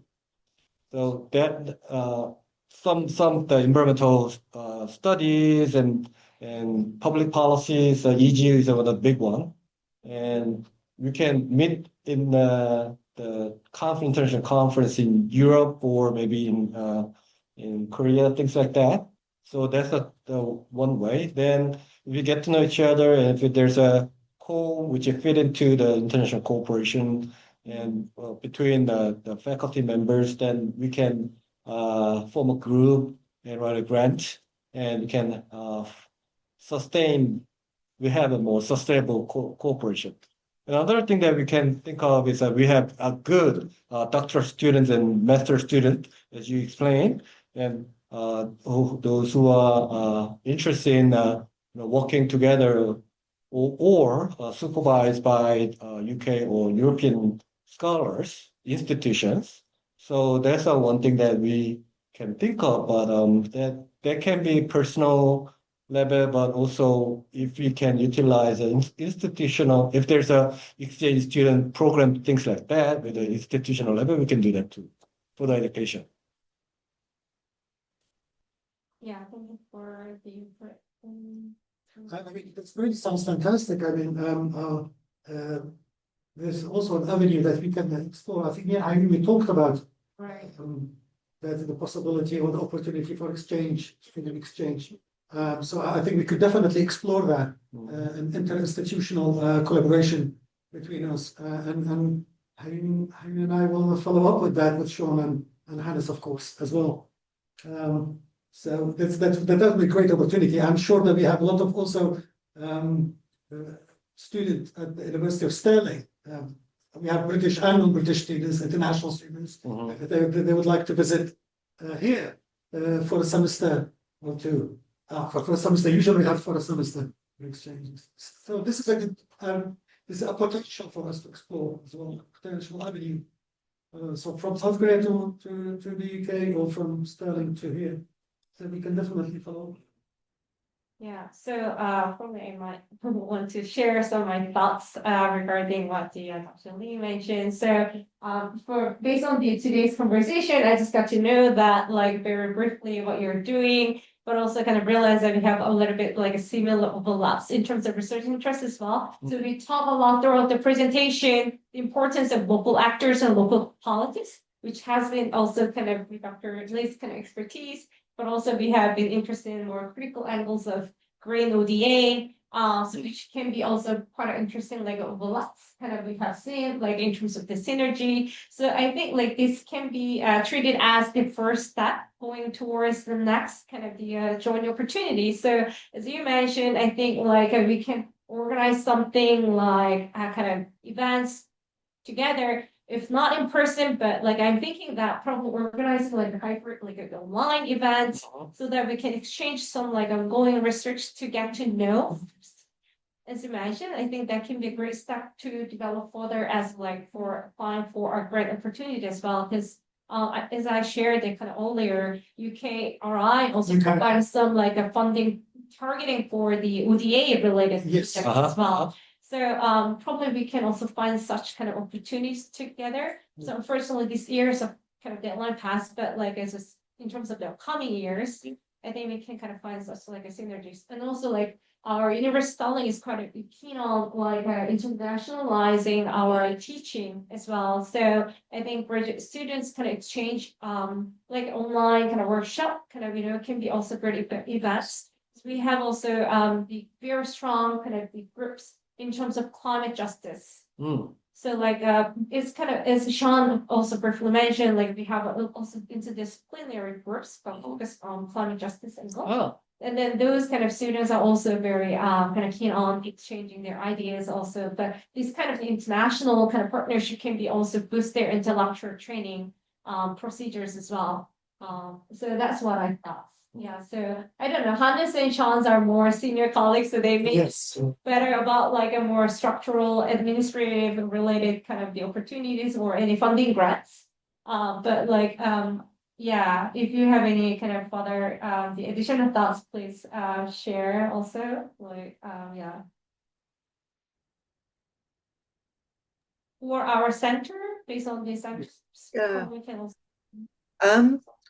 Well, I was thinking to start off with, Hyun, that maybe you could do something in the lunchtime seminar series yourself and Zana to report on this initial phase of networking and interaction and your visit, and start that process of seeing who would want to be having some more direct connections and discussions, and then maybe it's possible to arrange a further online networking, building on that, or you could go direct to that, obviously, but then the lunchtime timetable won't work for colleagues. Yeah, so you could do it in two phases like that. I think it would be quite useful across the centre to talk about particularly the range of interdisciplinarity and the Y circle kind of clusters and how they relate perhaps to our clusters within the centre. Because the centre research is very wide ranging. So, and quite a kind of broad scope. So the way we tend to work is you could imagine the center being a broad framework where environment, heritage, and policy sit in a kind of Venn diagram with overlapping circles. But within that, a lot of the more detailed work, grant building, networking, takes place around smaller scale clusters of research. So we used to have, and I'm not sure of its status at the moment, but we used to have the energy related group that Hannes was part of. We've got the environmental justice group that Hayoon just mentioned, which is very active at the moment and doing a lot around climate change and climate justice. And then the heritage group's quite active. So there's a whole range of different, and we've got a lot of environmental scientists involved who co-supervise across with heritage and some of the climate related social justice side of things as well. So yeah, that cluster has been funded as well by our PhD university PhD studentship scheme.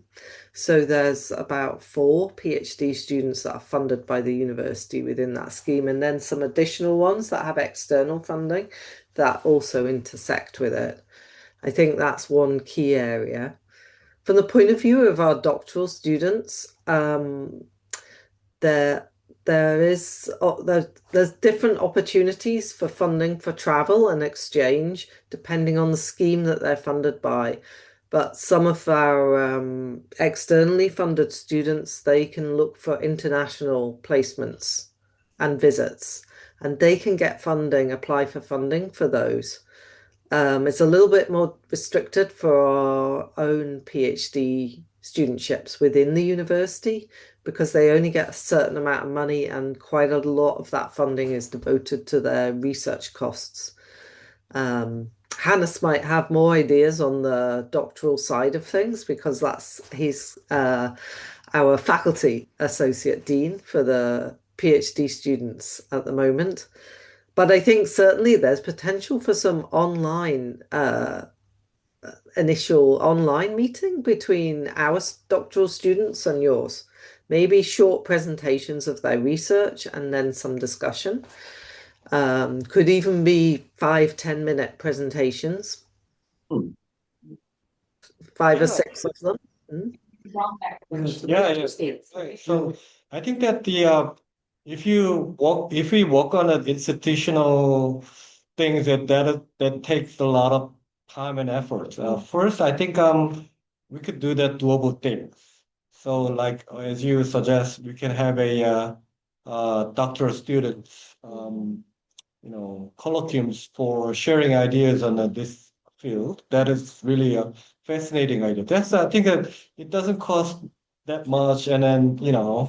we can have a sharing ideas, and with some faculty members join the colloquiums, and then we can have a discussion and get to know each other. That'll be really a fascinating proposal. So then we can move on to the next steps for more co-authoring papers or co-writing the grants and things like that. After having more conversation with the doctoral students, then move on to the faculty research and also introduction for centers, each center's research area. Then we can get to know each other. Then we can move on further. Yeah, it's a very excellent idea. I mean, our PhD students and master students as well, they'll be delighted to be involved in these kind of initiatives. So it's a good idea. And then, like you said, later we can move on to co-authoring papers, research grants. So we'll take a step by step, like you said. Right. So it's a great idea. Yeah. Was there any such you experienced before internationally for the graduate students? Or Sorry, I didn't know who you were talking to. We had the colloquium back in August where I presented, and then we had the Helsinki. Yeah. I was international. Actually, they came Yeah. because we got the seed grant. the collaboration between the Yonsei and Helsinki, we had a special MOU and not just MOU, but also institutional linkage between the U of Helsinki and Yonsei. And we got grants and they got grants, they came here to share with what they are doing. So that's actually the partner for the EU Horizon as well. So I think maybe we may begin the the June conference, and so my lab I have 7 PhD students and 4 MA students, and in Y-Circle we have about 12 the stu the 12 students, graduate students, right? So we have many who are working on the climate change and environment issue. So I think that then one or two, several faculty members get together and then they give comment and they have a conversation like this is that'll be doable and feasible and also meaningful for a student because that'll be a good opportunity for them to prepare their presentation and share their research. I think. Okay, then we can move on step by step. Yeah, I think having the students present is a good way to get the kind of sense of the breadth of what people are doing as well and what the supervisors, the academics are working on through the students. I think that would be a great opportunity and a good starting point. A very good idea. Yeah, definitely, yes. And also, as you saw that we have a pretty strong quantitative research scholars like Professor Lee and Professor Yang and Professor Kim, and we are kind of keen on the application of experiments, the survey experiments and field experiments, and things like that. So, and I found that the U of Sterling faculty member also do that, but strong, capacity to conduct the qualitative research as well. So we can share what we have. We have the strengths for the research, and also we can see that how graduate students apply those different type of research methodology to explain what they are working on. That's good. Yeah, really very cool. I think that there might be also some students who study public diplomacy, public policy, sorry, will be interested because I think some of the issues you mentioned in your presentation also overlap with public policy. So we have also masters and students of public policy. They might be interested, especially those who work on the environment, Yeah. who have dissertations on public policy and the environment. So they might be also very much interested. So there are, I mean, not just international politics students, public policy students. They might be also interested to be involved. What clients are doing with the Paul? And Yeah, Paul, exactly. Like Henderson, projects. Okay. We are hiring 5 or 6 postdocs. Wow. It's really Yeah. a big project. So I think Okay. is that like probably Hannes, you can introduce that. Sorry. Yeah, sorry. Which part specifically? Like we are thinking that probably the collaboration in terms of public policy students and public policy related research can be also kind of possible. Like Oh yeah, I mean that's really Paul Kearney, our colleague, professor of public policy. That's really his wheelhouse primarily, but there's certainly a lot going on there. And Paul is also now working with the IPCC, of course, so he has something to say probably on that matter. He's one of the lead authors now, I think, of the IPCC report, the forthcoming one, the next one, whenever that one will come out. They're not that frequent anymore these days, aren't they?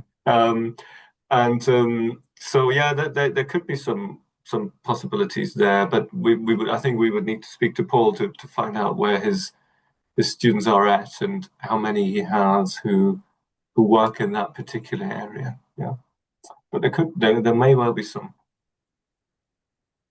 So why don't we send an email? We are going to send it. So let us know their emails. You can have an email, then get set up the schedules and how we do that.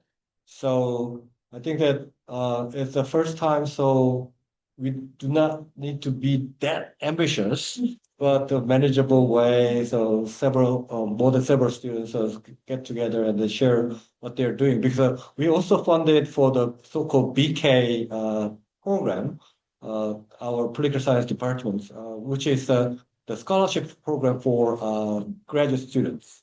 So I think that that is a good way to, mingle together on the issues on climate and energy politics and policies with a BK program as well. So I think it's a manageable. Am I right, Dr. Hong?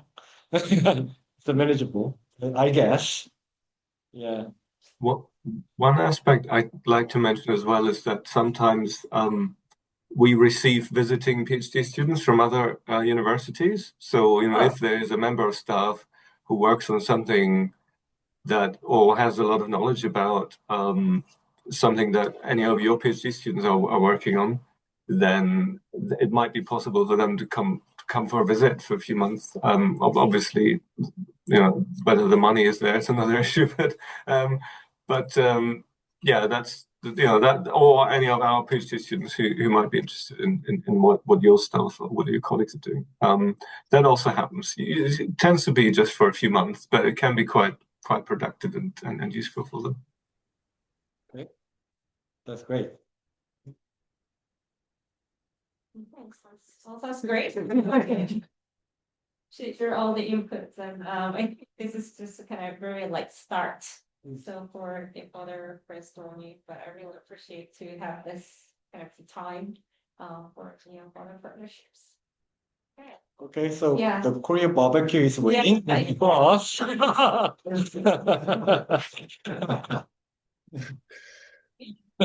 sorry, I'm Sorry, I'm such same as well. Enjoy I- that.